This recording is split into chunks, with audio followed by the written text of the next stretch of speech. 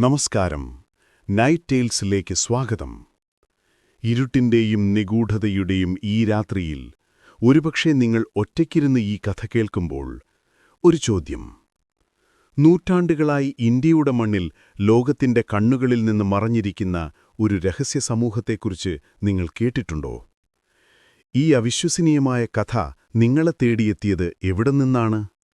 ഈ ഇരുണ്ട താളുകൾ നിങ്ങൾ മറിക്കുന്നത് ഏത് സമയത്താണ്? നിങ്ങളുടെ കാഴ്ചാനുഭവം താഴെ കമന്റിൽ ഞങ്ങളെ അറിയിക്കുക. ചരിത്രത്തിന്റെ ഇരുണ്ട ഇടനാഴികളിലൂടെയും രഹസ്യങ്ങളുടെ കെട്ടുപാടുകളിലൂടെയും നമ്മളൊരു യാത്ര പോവുകയാണ്.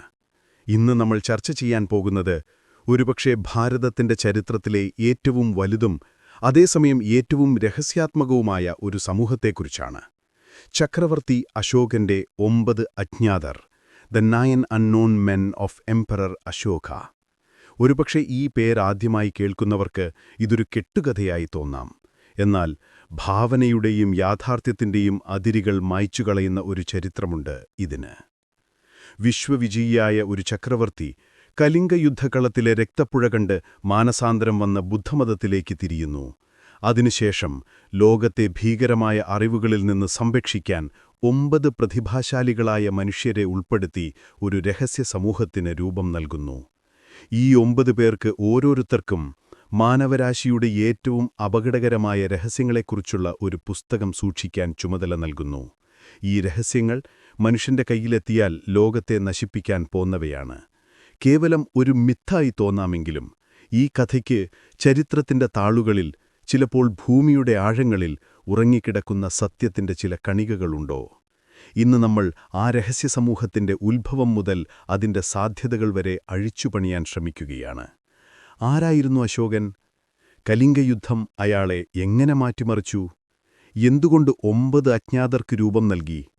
നമുക്ക് BC 3-ാം നൂറ്റാണ്ടിലെ പുരാതന ഭാരതത്തിലേക്ക് തിരികെ പോകാം. അവിടെ ഒരു വലിയ രഹസ്യത്തിന്റെ കറുത്ത അധ്യായം കുറിക്കപ്പെട്ടു. മൗര്യ സാമ്രാജ്യം, ഒരു ചക്രവർത്തിയുടെ ഉദയം. BC 3-ാം നൂറ്റാണ്ടിൽ ഭാരതവർഷം മൗര്യ സാമ്രാജ്യത്തിന്റെ ആധിപത്യത്തിലായിരുന്നു. ചന്ദ്രഗുപ്ത മൗര്യൻ സ്ഥാപിച്ചതും ചാണക്യന്റെ ബുദ്ധിശക്തിയിൽ വളർന്നു പന്തലിച്ചതുമായ ആ സാമ്രാജ്യം ഭാരതത്തിന്റെ ഭൂരിഭാഗം പ്രദേശങ്ങളെയും ഒരു കുടക്കീഴിലാക്കി. ചന്ദ്രഗുപ്തനു ശേഷം ബിന്ദുസാരൻ ഭരണമേറ്റെടുത്തു. പിന്നീട് ബിന്ദുസാരന്റെ പുത്രനായിരുന്ന അശോകൻ മൗര്യസിംഹാസനത്തിൽ അവരോഹിതപ്പെട്ടു. അശോകൻ, ചക്രവർത്തി അശോകൻ, ചരിത്രത്തിലെ ഏറ്റവും മഹത്തായ ഭരണാധികാരികളിൽ ഒരാളായിട്ടാണ് ഇദ്ദേഹത്തെ കണക്കാക്കുന്നത്. എന്നാൽ സിംഹാസനത്തിൽ കയറിയ ഉടൻ തന്നെ അശോകൻ ഒരു മഹാനായ ചക്രവർത്തിയായിരുന്നില്ല. അധികാരം പിടിച്ചെടുക്കാൻ അവൻ തന്റെ സഹോദരങ്ങളെപ്പോലും കൊല്ലപ്പെടുത്തി എന്ന് പറയപ്പെടുന്നു. അവന്റെ ആദ്യകാല ഭരണം വളരെ ക്രൂരവും ആക്രമണോത്സഹവുമായിരുന്നു. രാജ്യത്തിന്റെ അതിരുകൾ വികസിപ്പിക്കുക എന്നതായിരുന്നു അവന്റെ പ്രധാന ലക്ഷ്യം. ഓരോ യുദ്ധത്തിലും അവൻ വിജയിച്ചു. അവന്റെ സൈന്യം മുന്നോട്ടു നീങ്ങി. ഭാരതവർഷം ഒരു വലിയ സാമ്രാജ്യമായി വളർന്നു. എന്നാൽ അശോകന്റെ വിജയഗതിക്ക് ഒരന്ത്യമുണ്ടായിരുന്നു.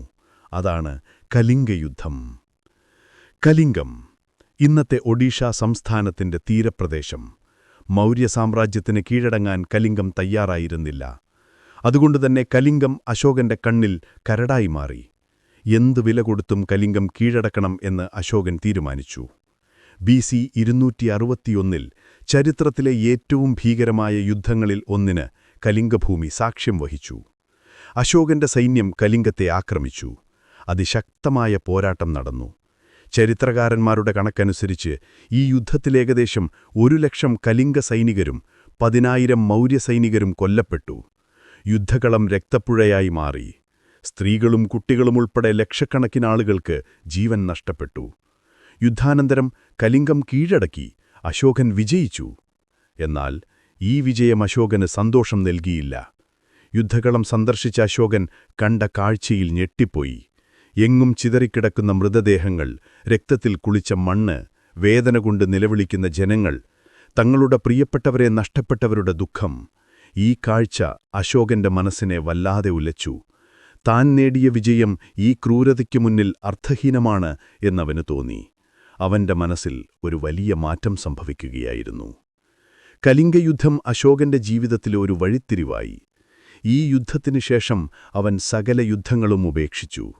ദിഗ്വിജയം എന്നതിൽ നിന്ന് ധർമ്മവിജയം എന്നതിലേക്ക് അവന്റെ ജീവിതം മാറി. അവൻ ബുദ്ധമതം സ്വീകരിച്ച് അഹിംസയുടെയും സമാധാനത്തിന്റെയും പാതയിലേക്ക് തിരിഞ്ഞു. പിന്നീടവൻ ലോകത്തെമ്പാടും ബുദ്ധമതത്തിന്റെ സന്ദേശം പ്രചരിപ്പിക്കാൻ വേണ്ടി അനേകം സ്തൂപങ്ങളും സ്തംഭങ്ങളും നിർമ്മിച്ചു. എന്നാൽ അവന്റെ മനസ്സിൽ ഒരു ഭയം അപ്പോഴും ഒളിഞ്ഞുകിടന്നിരുന്നു. താൻ നടത്തിയ യുദ്ധത്തിന് കാരണമായ അറിവുപോലെ ലോകത്തെ നശിപ്പിക്കാൻ പോകുന്ന മറ്ററിവുകളും ഈ ഭൂമിയിലുണ്ടോ? അത്തരം അറിവുകൾ തെറ്റായ കൈകളിലെത്തിയാലുണ്ടാകുന്ന ഭവിഷ്യത്തുകൾ എന്തായിരിക്കും? 9. അജ്ഞാതരുടെ പിറവി. ഒരു രഹസ്യ സമൂഹത്തിന്റെ ഉത്ഭവം. കലിംഗ യുദ്ധാനന്തരം അശോകന്റെ മനസ്സിൽ ഒരു വലിയ ആശങ്ക രൂപപ്പെട്ടു. മാനവരാശിയുടെ പുരോഗതിക്ക് സഹായിക്കുന്ന അറിവുകൾ പോലെ അവരെ നശിപ്പിക്കാൻ പോന്ന അറിവുകളും ഈ ഭൂമിയിൽ നിലവിലുണ്ട് എന്ന് അവൻ തിരിച്ചറിഞ്ഞു. ഈ അറിവുകൾ യുദ്ധത്തിന് കാരണമാകാത്ത രീതിയിൽ തെറ്റായ കൈകളിലെത്താതെ ഭാവി തലമുറകൾക്കായി സംരക്ഷിക്കപ്പെടണം എന്ന് അവൻ തീരുമാനിച്ചു. അങ്ങനെയാണ് അശോകൻ ചരിത്രത്തിലെ ഏറ്റവും വലിയ രഹസ്യ സമൂഹങ്ങളിൽ ഒന്നിന് രൂപം നൽകിയത്, 9 അജ്ഞാതർ എന്ന്. ഈ സമൂഹത്തിലെ അംഗങ്ങൾ അതീവ ബുദ്ധിശാലികളായ, വിവിധ മേഖലകളിൽ അഗാധമായ അറിവുള്ള 9 പ്രതിഭാശാലികളായിരുന്നു. അവരുടെ യഥാർത്ഥ പേരുകളോ അവരുടെ വ്യക്തിഗത വിവരങ്ങളോ ആർക്കും അറിയില്ലായിരുന്നു. അവർ അജ്ഞാതരായി ലോകത്തിന്റെ കണ്ണുകളിൽ നിന്ന് മറഞ്ഞുകഴിഞ്ഞു. അശോകൻ ഈ 9 പേർക്ക് ഓരോരുത്തർക്കും ഒരു വലിയ ദൗത്യം നൽകി. മനുഷ്യരാശിയുടെ ഏറ്റവും അപകടകരമായ അറിവുകൾ ഉൾക്കൊള്ളുന്ന 9 പുസ്തകങ്ങൾ സംരക്ഷിക്കുക. ഓരോ പുസ്തകവും ഒരു പ്രത്യേക വിഷയത്തെക്കുറിച്ചുള്ളതായിരുന്നു. ഈ പുസ്തകങ്ങൾ തലമുറകളിലൂടെ പുതിയ അംഗങ്ങളിലേക്ക് കൈമാറിക്കൊണ്ടിരുന്നു. ഈ രഹസ്യസമൂഹത്തിന്റെ ദൗത്യം അറിവിനെ നശിപ്പിക്കുക എന്നതായിരുന്നില്ല, മറിച്ച് അതിനെ സംരക്ഷിക്കുക എന്നതായിരുന്നു. ആ അറിവ് തെറ്റായ സമയത്ത് തെറ്റായ കൈകളിലെത്തിയാലുണ്ടാകുന്ന വിനാശകരമായ ഭവിഷ്യത്തുകളിൽ നിന്ന് ലോകത്തെ കാക്കുക. 9 പുസ്തകങ്ങൾ, ഓരോന്നും ഒരു ശക്തികേന്ദ്രം. ഈ 9 പുസ്തകങ്ങളും മനുഷ്യരാശിയുടെ ഏറ്റവും വലിയ രഹസ്യങ്ങളെക്കുറിച്ചുള്ളതായിരുന്നു എന്ന് പറയപ്പെടുന്നു. ഓരോ പുസ്തകവും ഒരു പ്രത്യേക വിഷയത്തെക്കുറിച്ചുള്ള വിജ്ഞാനത്തിന്റെ ഒരു കലവറയായിരുന്നു. ഈ അറിവുകൾ മനുഷ്യന്റെ പുരോഗതിക്ക് അത്യാവശ്യമായവയായിരുന്നു. എന്നാൽ ദുരുപയോഗം ചെയ്താൽ അത് വലിയ വിനാശമുണ്ടാക്കും. ഈ 9 പുസ്തകങ്ങൾ ഏതൊക്കെയായിരുന്നു? അവ ഓരോന്നിലും എന്ത് വിവരങ്ങളാണ് ഉൾക്കൊണ്ടിരുന്നത്? പ്രൊപ്പഗാൻഡയും സൈക്കോളജിക്കൽ വാർഫെയറും. Propaganda and psychological warfare. മനുഷ്യന്റെ മനസ്സിനെ എങ്ങനെ നിയന്ത്രിക്കാം, എങ്ങനെ ഒരു ജനതയെ സ്വാധീനിക്കാം, കൂട്ടക്കൊലകളിലേക്ക് എങ്ങനെ നയിക്കാം എന്നതിനെക്കുറിച്ചുള്ള അറിവുകൾ. അശോകൻ കലിംഗ യുദ്ധത്തിൽ കണ്ട ഭീകരതയുടെ ആഴം ഈ പുസ്തകത്തിൽ പ്രതിഫലിക്കുന്നുണ്ടാകാം. ഫിസിയോളജി, ശരീരശാസ്ത്രത്തെക്കുറിച്ചുള്ള അഗാധമായ അറിവുകൾ. എങ്ങനെ ഒരു മനുഷ്യനെ സ്പർശനത്തിലൂടെ കൊല്ലാം എന്നതിനെക്കുറിച്ചുള്ള വിവരങ്ങൾ വരെ ഇതിൽ അടങ്ങിയിട്ടുണ്ട് എന്ന് പറയപ്പെടുന്നു. ഇത് പിന്നീട് മരണം സമ്മാനിക്കുന്ന സ്പർശം എന്നറിയപ്പെട്ടു. സൂക്ഷ്മജീവശാസ്ത്രവും ബയോകെമിസ്ട്രിയും. Microbiology and biochemistry. രോഗങ്ങളെക്കുറിച്ചും അവയെ തടയാനുള്ള വഴികളെക്കുറിച്ചും അതുപോലെ ജൈവായുധങ്ങളെക്കുറിച്ചുമുള്ള വിവരങ്ങൾ. മനുഷ്യന് രോഗങ്ങളെ പ്രതിരോധിക്കാനും അതേസമയം പുതിയ രോഗങ്ങൾ സൃഷ്ടിക്കാനും ഈ അറിവ് ഉപയോഗിക്കാം. ആൽക്കമി, ലോഹങ്ങളെ സ്വർണമാക്കി മാറ്റുന്ന വിദ്യയെക്കുറിച്ചുള്ള അറിവ്. ഈ അറിവ് തെറ്റായ കൈകളിലെത്തിയാൽ സാമ്പത്തിക വ്യവസ്ഥയെ പൂർണ്ണമായി നശിപ്പിക്കാൻ സാധ്യതയുണ്ടായിരുന്നു. കമ്മ്യൂണിക്കേഷൻ, ഭൂമിയിലും ആകാശത്തും ആശയവിനിമയം നടത്താനുള്ള രഹസ്യങ്ങൾ. അന്യഗ്രഹ ജീവികളുമായുള്ള ആശയവിനിമയം പോലും ഇതിൽ ഉൾപ്പെടാമെന്ന് ചിലർ വിശ്വസിക്കുന്നു. ഗുരുത്വാകർഷണം, ഗുരുത്വാകർഷണത്തെക്കുറിച്ചുള്ള ആഴത്തിലുള്ള അറിവുകൾ, അതിനെ എങ്ങനെ നിയന്ത്രിക്കാം എന്നതിനെക്കുറിച്ചുള്ള വിവരങ്ങൾ. ഈ അറിവ് പറക്കുന്ന വസ്തുക്കൾ നിർമ്മിക്കാനും ആകാശത്ത് യുദ്ധങ്ങൾ നടത്താനും ഉപയോഗിക്കാമെന്ന് അവർ ഭയപ്പെട്ടു. പ്രകാശത്തിന്റെ രഹസ്യങ്ങൾ, പ്രകാശത്തെക്കുറിച്ചുള്ള അറിവുകൾ, അതിനെ എങ്ങനെ ആയുധമാക്കാം എന്നതിനെക്കുറിച്ചുള്ള വിവരങ്ങൾ. രഹസ്യ ആയുധങ്ങൾ, ലേസർ സാങ്കേതികവിദ്യ തുടങ്ങിയവ ഇതിൽ ഉൾപ്പെടാം. സാമൂഹികശാസ്ത്രം, സമൂഹങ്ങളെ എങ്ങനെ രൂപപ്പെടുത്താം, എങ്ങനെ നശിപ്പിക്കാം, വിപ്ലവങ്ങളെ എങ്ങനെ അടിച്ചമർത്താം എന്നതിനെക്കുറിച്ചുള്ള അറിവുകൾ. ജനങ്ങളെ നിയന്ത്രിക്കാനുള്ള ഒരു വഴിയായിരുന്നു ഇത്. പ്രപഞ്ചശാസ്ത്രം, പ്രപഞ്ചത്തെക്കുറിച്ചുള്ള അറിവുകൾ, താമസയാത്രയെക്കുറിച്ചുള്ള സാധ്യതകൾ, പ്രപഞ്ചത്തിന്റെ ഉത്ഭവത്തെക്കുറിച്ചുള്ള രഹസ്യങ്ങൾ. ഈ അറിവ് മനുഷ്യന്റെ നിലനിൽപ്പ് തന്നെ ചോദ്യം ചെയ്തേക്കാവുന്ന ഒന്നായിരുന്നു. ഈ പുസ്തകങ്ങൾ ഓരോന്നും മനുഷ്യരാശിയുടെ ഭാവിയെ മാറ്റിമറിക്കാൻ പോന്ന അറിവുകളായിരുന്നു. അശോകൻ ഈ അറിവുകളെ ഒരു പ്രത്യേക കൂട്ടം ആളുകൾക്ക് ഏൽപ്പിക്കാൻ തീരുമാനിച്ചു. അവർക്ക് മാത്രമേ ഈ അറിവുകൾ സംരക്ഷിക്കാൻ കഴിയൂ എന്ന് അവൻ വിശ്വസിച്ചു. ഒരു രഹസ്യ സമൂഹത്തിന്റെ തുടക്കം, നിഴലുകളിൽ ഒരു ദൗത്യം. 9 അജ്ഞാതർ തലമുറകളിലൂടെ കൈമാറുന്ന ഈ രഹസ്യങ്ങളുടെ കാവൽക്കാരായി മാറി. അവർ ലോകത്തിന്റെ കണ്ണുകളിൽ നിന്ന് മറഞ്ഞുകഴിഞ്ഞു. ഒരു സാധാരണ മനുഷ്യനും അവരെക്കുറിച്ച് അറിയാമായിരുന്നില്ല. അവരുടെ ഏക ലക്ഷ്യം ഈ അറിവുകൾ തെറ്റായ കൈകളിലെത്താതെ സംരക്ഷിക്കുക എന്നതായിരുന്നു. ഈ രഹസ്യ സമൂഹത്തിന് ഭാരതത്തിന്റെ ചരിത്രത്തിലും ഒരുപക്ഷേ ലോകചരിത്രത്തിൽ പോലും വലിയ സ്വാധീനം ചെലുത്താൻ കഴിഞ്ഞിട്ടുണ്ടോ? അവർ ഏതൊക്കെ സാഹചര്യങ്ങളിൽ ഇടപെട്ടു? എങ്ങനെയെല്ലാം ഈ അറിവുകൾ അവർ സംരക്ഷിച്ചു? ആരായിരുന്നു ഈ അജ്ഞാതർ? അവർ ഇന്നും നിലവിലുണ്ടോ? ചക്രവർത്തി അശോകന്റെ രക്തം പുരണ്ട ഭൂമിയിൽ നിന്ന് പിറവിയെടുത്ത ഈ രഹസ്യസമൂഹം ഭാരതത്തിന്റെ ചരിത്രത്തിലെ ഏറ്റവും വലിയ അഴിയാപ്പഴങ്ങളിൽ ഒന്നായി മാറിയിരിക്കുന്നു. അറിവിന്റെ ശക്തിയെക്കുറിച്ചും അത് ദുരുപയോഗം ചെയ്യപ്പെടുമ്പോൾ ഉണ്ടാകുന്ന ഭവിഷ്യത്തുകളെക്കുറിച്ചുമുള്ള വലിയ ഓർമ്മപ്പെടുത്തൽ. ആ 9 പുസ്തകങ്ങളിൽ ആദ്യത്തെ 4 അവ ഓരോന്നിലും അടങ്ങിയിരിക്കുന്ന വിജ്ഞാനത്തെക്കുറിച്ചും നമ്മൾ കൂടുതൽ ആഴത്തിൽ ചർച്ച ചെയ്യും. മനുഷ്യന്റെ മനസ്സിനെ നിയന്ത്രിക്കുന്ന സൈക്കോളജി മുതൽ ശരീരശാസ്ത്രത്തിന്റെ രഹസ്യങ്ങൾ പേറുന്ന ഫിസിയോളജി, സൂക്ഷ്മജീവികളെക്കുറിച്ചുള്ള മൈക്രോബയോളജി, പിന്നെ ലോഹങ്ങളെ സ്വർണമാക്കാൻ കഴിയുന്ന ആൽക്കമി, ഈ ഓരോ മേഖലകളിലും ഒളിഞ്ഞിരിക്കുന്ന രഹസ്യങ്ങൾ എന്തെല്ലാമായിരുന്നു? മനുഷ്യന്റെ കൈകളിൽ ഇവ എത്തിച്ചേർന്നാൽ എന്തായിരിക്കും സംഭവിക്കുക? നമുക്ക് ആ പുസ്തകങ്ങളുടെ ഉള്ളടക്കങ്ങളിലേക്ക് ഒരു യാത്ര പോകാം. പുസ്തകം 1: പ്രൊപ്പഗാൻഡയും സൈക്കോളജിക്കൽ വാർഫെയറും.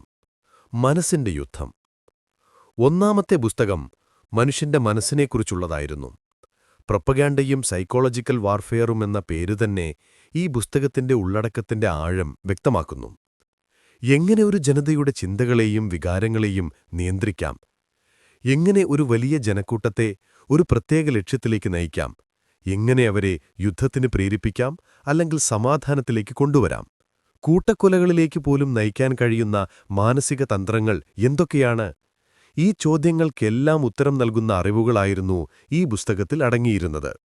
അശോകൻ കലിംഗ യുദ്ധത്തിൽ കണ്ട ഭീകരത ഈ പുസ്തകത്തിന്റെ പിറവിക്ക് ഒരു പ്രധാന കാരണമായിരുന്നു. യുദ്ധം വെറും സൈനിക ശക്തിയുടെ മാത്രം കളിയല്ല, അത് മനുഷ്യന്റെ മനസ്സിനെ സ്വാധീനിക്കുന്നതിന്റെ കൂടിയാണ്. ഒരു സൈന്യം ഭയം കൊണ്ട് തളർന്നുപോയാൽ, ഒരു ജനതയുടെ മനോവീര്യം തകർക്കപ്പെട്ടാൽ അവർക്ക് യുദ്ധം ചെയ്യാനുള്ള ശേഷി നഷ്ടപ്പെടാം. അശോകൻ അനുഭവിച്ചെറിഞ്ഞ ഈ സത്യങ്ങൾ ഭാവിയിൽ ആരും അത്തരമൊരു മാനസിക യുദ്ധത്തിന് ഇരയാകാതിരിക്കാൻ വേണ്ടിയാണ് ഈ പുസ്തകത്തിലെ അറിവുകൾ രഹസ്യമായി സൂക്ഷിച്ചത്. ഈ പുസ്തകം സംരക്ഷിക്കാൻ നിയോഗിക്കപ്പെട്ട അജ്ഞാതൻ മനുഷ്യന്റെ മനസ്സിൽ അറിവിന്റെ പേരിൽ വിഷം കലരാതിരിക്കാൻ ശ്രദ്ധിച്ചു. ആ അറിവ് ലോകത്തിന് നല്ലതിന് മാത്രം ഉപയോഗിക്കണമെന്ന് ഉറപ്പാക്കുക എന്നത് അവരുടെ ദൗത്യമായിരുന്നു. പുസ്തകം 2: ഫിസിയോളജി, മരണത്തിന്റെ സ്പർശം. രണ്ടാമത്തെ പുസ്തകം ഫിസിയോളജി അഥവാ ശരീരശാസ്ത്രത്തെക്കുറിച്ചുള്ളതായിരുന്നു.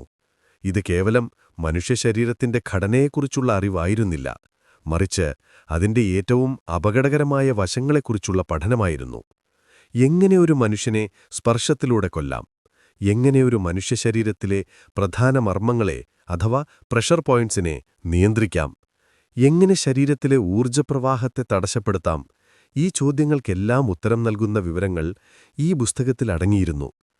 ഇന്ത്യൻ ആയുധകലകളിലെ മരണം സമ്മാനിക്കുന്ന സ്പർശം, ദ ടച്ച് ഓഫ് ഡെത്ത് എന്നറിയപ്പെടുന്ന വിദ്യയെക്കുറിച്ചുള്ള വിവരങ്ങൾ ഈ പുസ്തകത്തിൽ ഉൾപ്പെടുന്നുവെന്ന് ചിലർ വിശ്വസിക്കുന്നു. കേവലം ഒരു ചെറിയ സ്പർശനത്തിലൂടെയോ ശരീരത്തിലെ ചില ഭാഗങ്ങളിൽ ശക്തിയായി അമർത്തുന്നതിലൂടെയോ ഒരു മനുഷ്യനെ നിമിഷനേരം കൊണ്ട് കൊല്ലാൻ കഴിയുന്ന വിദ്യ. ഈ വിദ്യ സൈനികർക്ക് ലഭിച്ചാൽ അവർ സാധാരണ ആയുധങ്ങളില്ലാതെ തന്നെ ഒരു വലിയ സൈന്യത്തെ ഇല്ലാതാക്കാൻ കഴിയും. ഈ പുസ്തകത്തിലെ അറിവുകൾ അശോകൻ കണ്ട യുദ്ധക്കളത്തിലെ ക്രൂരതകളേക്കാൾ ഭീകരമായിരുന്നു. കാരണം ഒരു യുദ്ധക്കളത്തിൽ ഒരുവൻ മരിക്കുമ്പോൾ ആരും അവന്റെ മരണത്തിന് പിന്നിൽ ഒരു രഹസ്യം കാണില്ല. എന്നാൽ ഈ അറിവുപയോഗിച്ച് ഒരുവനെ കൊന്നാൽ അതൊരു സാധാരണ മരണമായി ലോകം കണക്കാക്കും. കൊലപാതകിയെ കണ്ടെത്താൻ കഴിയില്ല. ഇത് രഹസ്യ കൊലപാതകങ്ങൾക്കും രാഷ്ട്രീയ വൈരാഗ്യങ്ങൾ തീർക്കാനും ഉപയോഗിക്കാം. അതുപോലെ മനുഷ്യശരീരത്തിലെ നാഡീവ്യൂഹങ്ങളെയും അവയവങ്ങളെയും എങ്ങനെ നിയന്ത്രിക്കാം, എങ്ങനെ ഒരു മനുഷ്യനെ തളർത്താം, അവയവങ്ങളുടെ പ്രവർത്തനം എങ്ങനെ തടസ്സപ്പെടുത്താം എന്നതിനെക്കുറിച്ചുള്ള അറിവുകളും ഈ പുസ്തകത്തിൽ ഉൾപ്പെട്ടിരുന്നു. മാരകമായ രോഗങ്ങളുണ്ടാക്കാനും ആരോഗ്യമുള്ളവരെപ്പോലും പെട്ടെന്ന് രോഗികളാക്കാനും ഈ അറിവ് ഉപയോഗിക്കാം. ഈ പുസ്തകം സംരക്ഷിക്കാൻ നിയോഗിക്കപ്പെട്ട അജ്ഞാതൻ മനുഷ്യശരീരത്തിന്റെ രഹസ്യങ്ങൾ ദുരുപയോഗം ചെയ്യപ്പെടുന്നത് തടയാൻ ശ്രദ്ധിച്ചു. ഒരു ജീവൻ രക്ഷിക്കാനുള്ള അറിവ് ഒരു ജീവൻ എടുക്കാനും ഉപയോഗിക്കാം എന്ന വലിയ സത്യം ഈ പുസ്തകം ഓർമ്മിപ്പിച്ചു. പുസ്തകം 3. സൂക്ഷ്മജീവശാസ്ത്രവും ബയോകെമിസ്ട്രിയും അദൃശ്യനായ ശത്രു. മൂന്നാമത്തെ പുസ്തകം സൂക്ഷ്മജീവശാസ്ത്രവും ബയോകെമിസ്ട്രിയും എന്നതിനെക്കുറിച്ചുള്ളതായിരുന്നു. ഇത് രോഗങ്ങളെക്കുറിച്ചും അവ ഉണ്ടാക്കുന്ന സൂക്ഷ്മജീവികളെക്കുറിച്ചും അവയെ എങ്ങനെ നിയന്ത്രിക്കാമെന്നതിനെക്കുറിച്ചുമുള്ള അഗാധമായ അറിവുകൾ ഉൾക്കൊള്ളുന്നതായിരുന്നു. എന്നാൽ ഈ പുസ്തകത്തിലെ ഏറ്റവും അപകടകരമായ അറിവ് ജൈവായുധങ്ങളെക്കുറിച്ചുള്ളതായിരുന്നു. മനുഷ്യനെ കൂട്ടത്തോടെ കൊന്നൊടുക്കാൻ കഴിവുള്ള രോഗാണുക്കളെ എങ്ങനെ നിർമ്മിക്കാം, എങ്ങനെ അവയെ ഒരു പ്രദേശത്തേക്ക് വ്യാപിപ്പിക്കാം, എങ്ങനെ ഒരു ജനതയെ രോഗബാധിതരാക്കി യുദ്ധം ചെയ്യാൻ കഴിവില്ലാത്തവരാക്കാം, ഈ ചോദ്യങ്ങൾക്കെല്ലാം ഉത്തരം നൽകുന്ന ഭീകരമായ വിവരങ്ങൾ ഈ പുസ്തകത്തിൽ അടങ്ങിയിരുന്നു. ഒരു സാധാരണ മനുഷ്യന്റെ കണ്ണുകൾക്ക് കാണാൻ കഴിയാത്ത ഈ സൂക്ഷ്മജീവികൾക്ക് ഒരു വലിയ സൈന്യത്തേക്കാൾ ഭീകരമായി മനുഷ്യരാശിയെ നശിപ്പിക്കാൻ കഴിയും.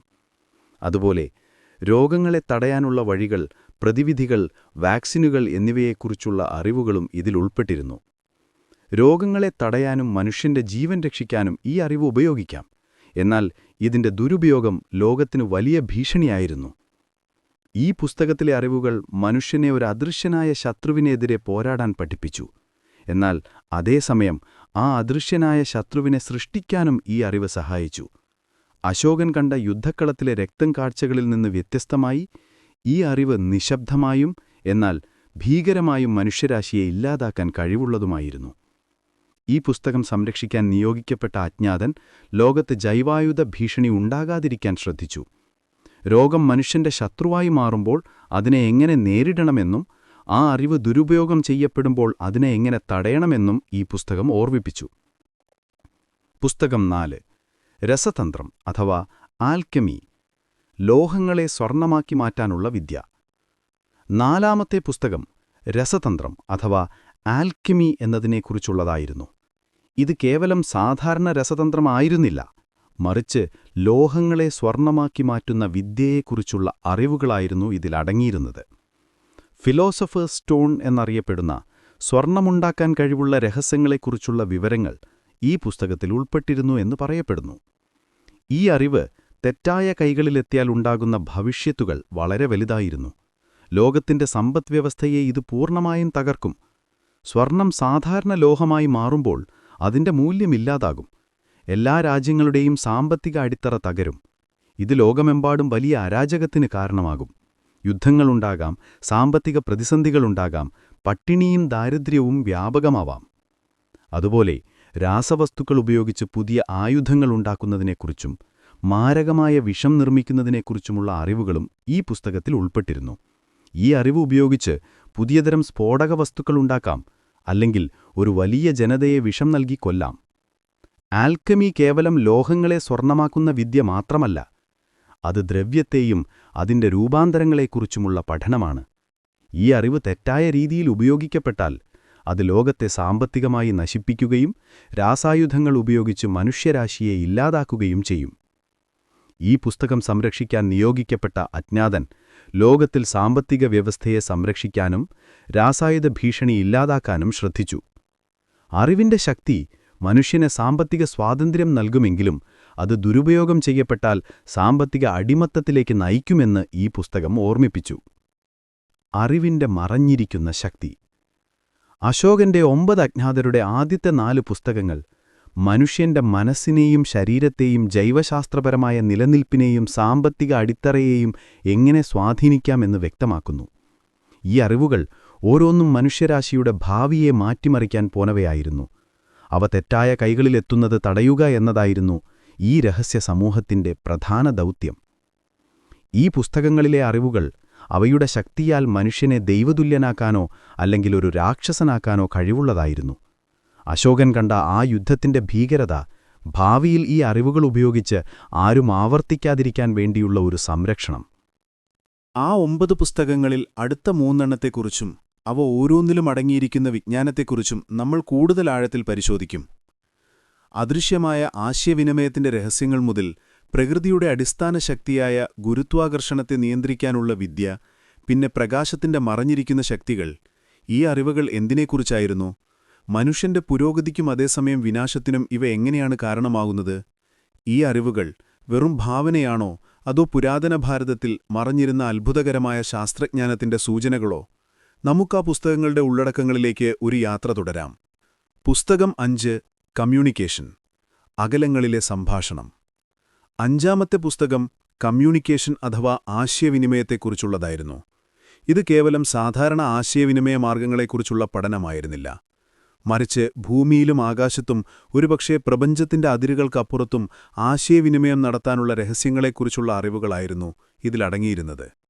വാക്കുകളോ ശബ്ദങ്ങളോ ഉപയോഗിക്കാതെ ദൂരെയുള്ള മനസ്സുകളുമായി ബന്ധപ്പെടാനുള്ള കഴിവ്, അല്ലെങ്കിൽ അദൃശ്യമായ തരംഗങ്ങൾ ഉപയോഗിച്ച് വിവരങ്ങൾ കൈമാറാനുള്ള വിദ്യ, ഇതെല്ലാം ഈ പുസ്തകത്തിൽ ഉൾപ്പെട്ടിരുന്നു എന്ന് പറയപ്പെടുന്നു. ഈ അറിവ് തെറ്റായ കൈകളിലെത്തിയാൽ ഉണ്ടാകുന്ന ഭവിഷ്യത്തുകൾ വളരെ വലുതായിരുന്നു. ലോകമെമ്പാടുമുള്ള സർക്കാരുകൾക്കോ സൈന്യങ്ങൾക്കോ ഈ അറിവ് ലഭിച്ചാൽ അവർക്ക് ജനങ്ങളെ എളുപ്പത്തിൽ നിയന്ത്രിക്കാൻ കഴിയും. രഹസ്യ വിവരങ്ങൾ കൈമാറാനും ശത്രുരാജ്യങ്ങളുടെ ആശയവിനിമയ സംവിധാനങ്ങളെ തടസ്സപ്പെടുത്താനും സ്വന്തം സന്ദേശങ്ങൾ ആരുടെയും ശ്രദ്ധയിൽപ്പെടാതെ കൈമാറാനും ഈ അറിവ് ഉപയോഗിക്കാം. ഇത് ആധുനിക യുദ്ധങ്ങളുടെ ഗതിയെത്തന്നെ മാറ്റിമറിക്കാൻ പോന്നതായിരുന്നു. അതുപോലെ ഈ പുസ്തകത്തിൽ അന്യഗ്രഹ ജീവികളുമായുള്ള ആശയവിനിമയത്തെക്കുറിച്ചുള്ള വിവരങ്ങൾ പോലും ഉൾപ്പെട്ടിരുന്നു എന്ന് ചിലർ വിശ്വസിക്കുന്നു. ഭൂമിക്ക് പുറത്തുള്ള ജീവജാലങ്ങളുമായി ബന്ധപ്പെടാനുള്ള സാങ്കേതിക വിദ്യകൾ, അവരുടെ ഭാഷകൾ, അവരുടെ ആശയവിനിമയ രീതികൾ എന്നിവയെക്കുറിച്ചുള്ള അറിവ് മനുഷ്യന്റെ കാഴ്ചപ്പാടുകളെയും പ്രപഞ്ചത്തെക്കുറിച്ചുള്ള ധാരണകളെയും പൂർണ്ണമായും മാറ്റിമറിക്കാൻ പോന്നതായിരുന്നു. ഈ അറിവ് തെറ്റായ കൈകളിൽ എത്തിച്ചേർന്നാൽ അന്യഗ്രഹ ജീവികളുമായുള്ള ബന്ധം മനുഷ്യരാശിക്ക് ഭീഷണിയാകാൻ സാധ്യതയുണ്ടായിരുന്നു. മനുഷ്യന്റെ ശബ്ദങ്ങളെയും ചിന്തകളെയും വൈദ്യുതകാന്തിക തരംഗങ്ങളാക്കി മാറ്റി ദൂരങ്ങളിലേക്ക് അയക്കാനുള്ള കഴിവ്, അല്ലെങ്കിൽ നേർവിപരീതമായി ഈ തരംഗങ്ങളെ തിരിച്ചറിഞ്ഞ് ചിന്തകളാക്കി മാറ്റാനുള്ള കഴിവ്, ഇതെല്ലാം ഈ പുസ്തകത്തിൽ വിശദീകരിച്ചിരുന്നു. ഈ വിജ്ഞാനം ഉപയോഗിച്ച് ഒരാൾക്ക് ഒരേ സമയം ആയിരക്കണക്കിന് ആളുകളുമായി സംവദിക്കാനും അവരെ സ്വാധീനിക്കാനും സാധിക്കുമായിരുന്നു.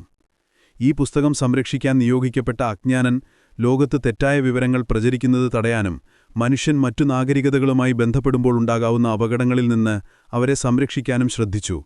അറിവ് കേവലം വാക്കുകളിൽ ഒതുങ്ങുന്നില്ലെന്നും അത് തരംഗങ്ങളായും ചിന്തകളായും പ്രപഞ്ചത്തിലെങ്ങും വ്യാപിക്കാമെന്നും ഈ പുസ്തകം ഓർമ്മിപ്പിച്ചു. പുസ്തകം 6 ഗുരുത്വാകർഷണം, പ്രകൃതിയുടെ അടിസ്ഥാന ശക്തി. 6-ാമത്തെ പുസ്തകം ഗുരുത്വാകർഷണം അഥവാ ഗ്രാവിറ്റി എന്ന പ്രകൃതിയുടെ അടിസ്ഥാന ശക്തിയെക്കുറിച്ചുള്ളതായിരുന്നു. ഇത് കേവലം ആപ്പിൾ താഴേക്ക് വീഴുന്നതിനെക്കുറിച്ചുള്ള ലളിതമായ സിദ്ധാന്തമായിരുന്നില്ല. മറിച്ച് ഗുരുത്വാകർഷണത്തെക്കുറിച്ചുള്ള ആഴത്തിലുള്ള അറിവുകൾ, അതിനെ എങ്ങനെ നിയന്ത്രിക്കാം, അതിനെ എങ്ങനെ ആയുധമാക്കാം എന്നതിനെക്കുറിച്ചുള്ള വിവരങ്ങൾ ഇതിലടങ്ങിയിരുന്നു. പറക്കുന്ന വസ്തുക്കൾ, വിമാനങ്ങൾ പോലുള്ളവ നിർമ്മിക്കാനുള്ള വിദ്യകൾ, ഗുരുത്വാകർഷണത്തെ ഇല്ലാതാക്കാനുള്ള കഴിവ് അഥവാ ആന്റി ഗ്രാവിറ്റി സാങ്കേതികവിദ്യ, ഇതെല്ലാം ഈ പുസ്തകത്തിൽ ഉൾപ്പെട്ടിരുന്നു എന്ന് പറയപ്പെടുന്നു. ഈ അറിവ് തെറ്റായ കൈകളിലെത്തിയാൽ ഉണ്ടാകുന്ന ഭവിഷ്യത്തുകൾ വളരെ വലുതായിരുന്നു. ഒരു രാജ്യത്തിന് ഈ അറിവ് ലഭിച്ചാൽ അവർക്ക് ആകാശത്ത് ആധിപത്യം സ്ഥാപിക്കാൻ കഴിയും. നിലവിലുള്ള എല്ലാ വിമാനങ്ങളെയും ആയുധങ്ങളെയും ഇത് കാലഹരണപ്പെടുത്തും. ശത്രുരാജ്യങ്ങളുടെ ഭൂമിയിൽ ഗുരുത്വാകർഷണം ഇല്ലാതാക്കി അവരെ ആശയക്കുഴപ്പത്തിലാക്കാം, അല്ലെങ്കിൽ അമിതമായ ഗുരുത്വാകർഷണം വർദ്ധിപ്പിച്ചവരെ നശിപ്പിക്കാം. ഇത് ലോകമെമ്പാടും ഭീകരമായ യുദ്ധങ്ങൾക്ക് കാരണമാകും. പുരാതനകാലത്ത് വിമാനങ്ങളെന്ന് വിശേഷിപ്പിക്കാവുന്ന വിമാനങ്ങളെക്കുറിച്ചുള്ള പരാമർശങ്ങൾ ഇന്ത്യൻ ഇതിഹാസങ്ങളിലും പുരാണങ്ങളിലും കാണാമെന്ന് പറയപ്പെടുന്നു. ഈ പുസ്തകം ആ വിമാനങ്ങളെക്കുറിച്ചുള്ള സാങ്കേതികവിദ്യയുടെ ഒരു യഥാർത്ഥ മാതൃകയായിരുന്നു എന്ന് ചിലർ വിശ്വസിക്കുന്നു. ഗുരുത്വാകർഷണത്തെ നിയന്ത്രിക്കാനുള്ള കഴിവ് കേവലം പറക്കുന്ന ഉപകരണങ്ങൾ നിർമ്മിക്കാൻ മാത്രമല്ല, വൻതോതിലുള്ള നശീകരണ ശക്തിയുള്ള ആയുധങ്ങൾ നിർമ്മിക്കാനും ഉപയോഗിക്കാമെന്ന് അവർ ഭയപ്പെട്ടു. ഒരു നഗരത്തെ പൂർണ്ണമായി ഭൂമിയിൽ നിന്ന് ഉയർത്തി നശിപ്പിക്കാൻ പോലും ഈ അറിവ് ഉപയോഗിക്കാമെന്ന് അവർ ഭയപ്പെട്ടു. ഈ പുസ്തകത്തിലെ അറിവുകൾ മനുഷ്യന്റെ യാത്രാമാർഗങ്ങളെയും യുദ്ധരീതികളെയും പൂർണ്ണമായി മാറ്റിമറിക്കാൻ പോന്നതായിരുന്നു. പ്രപഞ്ചത്തിന്റെ അടിസ്ഥാന നിയമങ്ങളെ നിയന്ത്രിക്കാനുള്ള കഴിവ് മനുഷ്യന് ലഭിക്കുന്നത് അവനെ ഒരു ദൈവതുല്യമാക്കാൻ പോന്ന ശക്തി നൽകും. എന്നാൽ ഈ ശക്തി ദുരുപയോഗം ചെയ്യപ്പെട്ടാൽ അത് ലോകത്തെ പൂർണ്ണമായി തകരും. ഈ പുസ്തകം സംരക്ഷിക്കാൻ നിയോഗിക്കപ്പെട്ട അജ്ഞാതൻ മനുഷ്യൻ ഗുരുത്വാകർഷണത്തിന്റെ ശക്തി ദുരുപയോഗം ചെയ്യുന്നത് തടയാൻ ശ്രദ്ധിച്ചു. മനുഷ്യൻ ആകാശത്തിന്റെ അധിപനാകുമ്പോഴുണ്ടാകുന്ന സ്വാർത്ഥതയും യുദ്ധക്കൊതിയും ഇല്ലാതാക്കുക എന്നത് അവരുടെ ദൗത്യമായിരുന്നു. പുസ്തകം 7 പ്രകാശത്തിന്റെ രഹസ്യങ്ങൾ, അദൃശ്യനായ ആയുധം. 7-ാമത്തെ പുസ്തകം പ്രകാശത്തിന്റെ രഹസ്യങ്ങൾ, ലൈറ്റ് എന്നതിനെക്കുറിച്ചുള്ളതായിരുന്നു. ഇത് കേവലം ദൃശ്യമായ പ്രകാശത്തെക്കുറിച്ചുള്ള പഠനമായിരുന്നില്ല, മറിച്ച് പ്രകാശത്തിന്റെ വിവിധ രൂപങ്ങളെക്കുറിച്ചും അതിനെ എങ്ങനെ ആയുധമാക്കാം, എങ്ങനെ മറ്റാവശ്യങ്ങൾക്ക് ഉപയോഗിക്കാം എന്നതിനെക്കുറിച്ചുമുള്ള അറിവുകളായിരുന്നു ഇതിൽ അടങ്ങിയിരുന്നത്. അദൃശ്യമായ ലേസർ സാങ്കേതികവിദ്യ, പ്രകാശത്തെ ഉപയോഗിച്ച് വസ്തുക്കളെ ഇല്ലാതാക്കാനുള്ള കഴിവ്, പ്രകാശത്തിന്റെ വേഗതയെ നിയന്ത്രിക്കാനുള്ള വിദ്യ, ഇതെല്ലാം ഈ പുസ്തകത്തിൽ വിശദീകരിച്ചിരുന്നുവെന്ന് പറയപ്പെടുന്നു. ഈ അറിവ് തെറ്റായ കൈകളിലെത്തിയാൽ ഉണ്ടാകുന്ന ഭവിഷ്യത്തുകൾ വളരെ വലുതായിരുന്നു. ഒരു രാജ്യത്തിന് ഈ അറിവ് ലഭിച്ചാൽ അവർക്ക് അദൃശ്യമായ ആയുധങ്ങൾ നിർമ്മിക്കാൻ കഴിയും. ശത്രുസൈന്യത്തെ അന്ധരാക്കാനും ദൂരെയുള്ള ലക്ഷ്യങ്ങളെ പ്രകാശം ഉപയോഗിച്ച് നശിപ്പിക്കാനും അല്ലെങ്കിൽ രഹസ്യമായ സന്ദേശങ്ങൾ പ്രകാശം ഉപയോഗിച്ച് കൈമാറാനും ഈ അറിവ് ഉപയോഗിക്കാം. ഇത് യുദ്ധങ്ങളുടെ ഗതിയെ പൂർണ്ണമായും മാറ്റിമറിക്കും. അതുപോലെ പ്രകാശത്തെ ഉപയോഗിച്ച് രോഗങ്ങളെ ചികിത്സിക്കാനുള്ള വിദ്യകൾ അല്ലെങ്കിൽ മനുഷ്യന്റെ കണ്ണുകൾക്ക് അദൃശ്യമായ വസ്തുക്കളെ കാണാനുള്ള കഴിവ്, ഇതെല്ലാം ഈ പുസ്തകത്തിൽ ഉൾപ്പെട്ടിരുന്നു. പ്രകാശത്തെ ഉപയോഗിച്ച് പുതിയ ഊർജ്ജസ്രോതസ്സുകൾ ഉണ്ടാക്കാനും അല്ലെങ്കിൽ ഒരു വലിയ പ്രദേശത്തെ ഒറ്റയടിക്ക് ചൂടാക്കാനും തണുപ്പിക്കാനും ഈ അറിവ് ഉപയോഗിക്കാം. പ്രകാശത്തിന്റെ ശക്തി മനുഷ്യന് വിസ്മയകരമായ കഴിവുകൾ നൽകും. ദൂരെ നിന്ന് ശത്രുക്കളെ കാണാനും അവയെ നശിപ്പിക്കാനും അല്ലെങ്കിൽ മനുഷ്യന്റെ ശരീരത്തെ പ്രകാശം ഉപയോഗിച്ച് ചികിത്സിക്കാനും ഈ അറിവ് സഹായിക്കും. എന്നാൽ ഇതിന്റെ ദുരുപയോഗം ലോകത്തിന് വലിയ ഭീഷണിയായിരുന്നു. ഈ പുസ്തകം സംരക്ഷിക്കാൻ നിയോഗിക്കപ്പെട്ട അജ്ഞാതൻ പ്രകാശത്തിന്റെ ശക്തി ദുരുപയോഗം ചെയ്യപ്പെടുന്നത് തടയാൻ ശ്രദ്ധിച്ചു. അറിവ് കേവലം കാണുന്നതിലും കേൾക്കുന്നതിലും അപ്പുറമാണെന്നും അത് പ്രപഞ്ചത്തിലെ അടിസ്ഥാന ഘടകങ്ങളിൽ ഒളിഞ്ഞിരിക്കുന്നുവെന്നും ഈ പുസ്തകം ഓർമ്മിപ്പിച്ചു. അറിവിന്റെ മറഞ്ഞിരിക്കുന്ന ആഴങ്ങൾ. അശോകന്റെ 9 അജ്ഞാതരുടെ 5-ാമത്തെ, 6-ാമത്തെ, 7-ാമത്തെ പുസ്തകങ്ങൾ മനുഷ്യന്റെ ആശയവിനിമയ ശേഷിയെയും പ്രകൃതിയുടെ അടിസ്ഥാന ശക്തികളെയും പ്രകാശത്തിന്റെ രഹസ്യങ്ങളെയും എങ്ങനെ സ്വാധീനിക്കാം എന്ന് വ്യക്തമാക്കുന്നു. ഈ അറിവുകൾ ഓരോന്നും മനുഷ്യരാശിയുടെ ഭാവിയെ മാറ്റിമറിക്കാൻ പോകുന്നവയായിരുന്നു. അവ തെറ്റായ കൈകളിലെത്തുന്നത് തടയുക എന്നതായിരുന്നു ഈ രഹസ്യ സമൂഹത്തിന്റെ പ്രധാന ദൗത്യം. ഈ പുസ്തകങ്ങളിലെ അറിവുകൾ അവയുടെ ശക്തിയാൽ മനുഷ്യന് പ്രകൃതിയെയും പ്രപഞ്ചത്തെയും നിയന്ത്രിക്കാനുള്ള കഴിവ് നൽകുന്നു.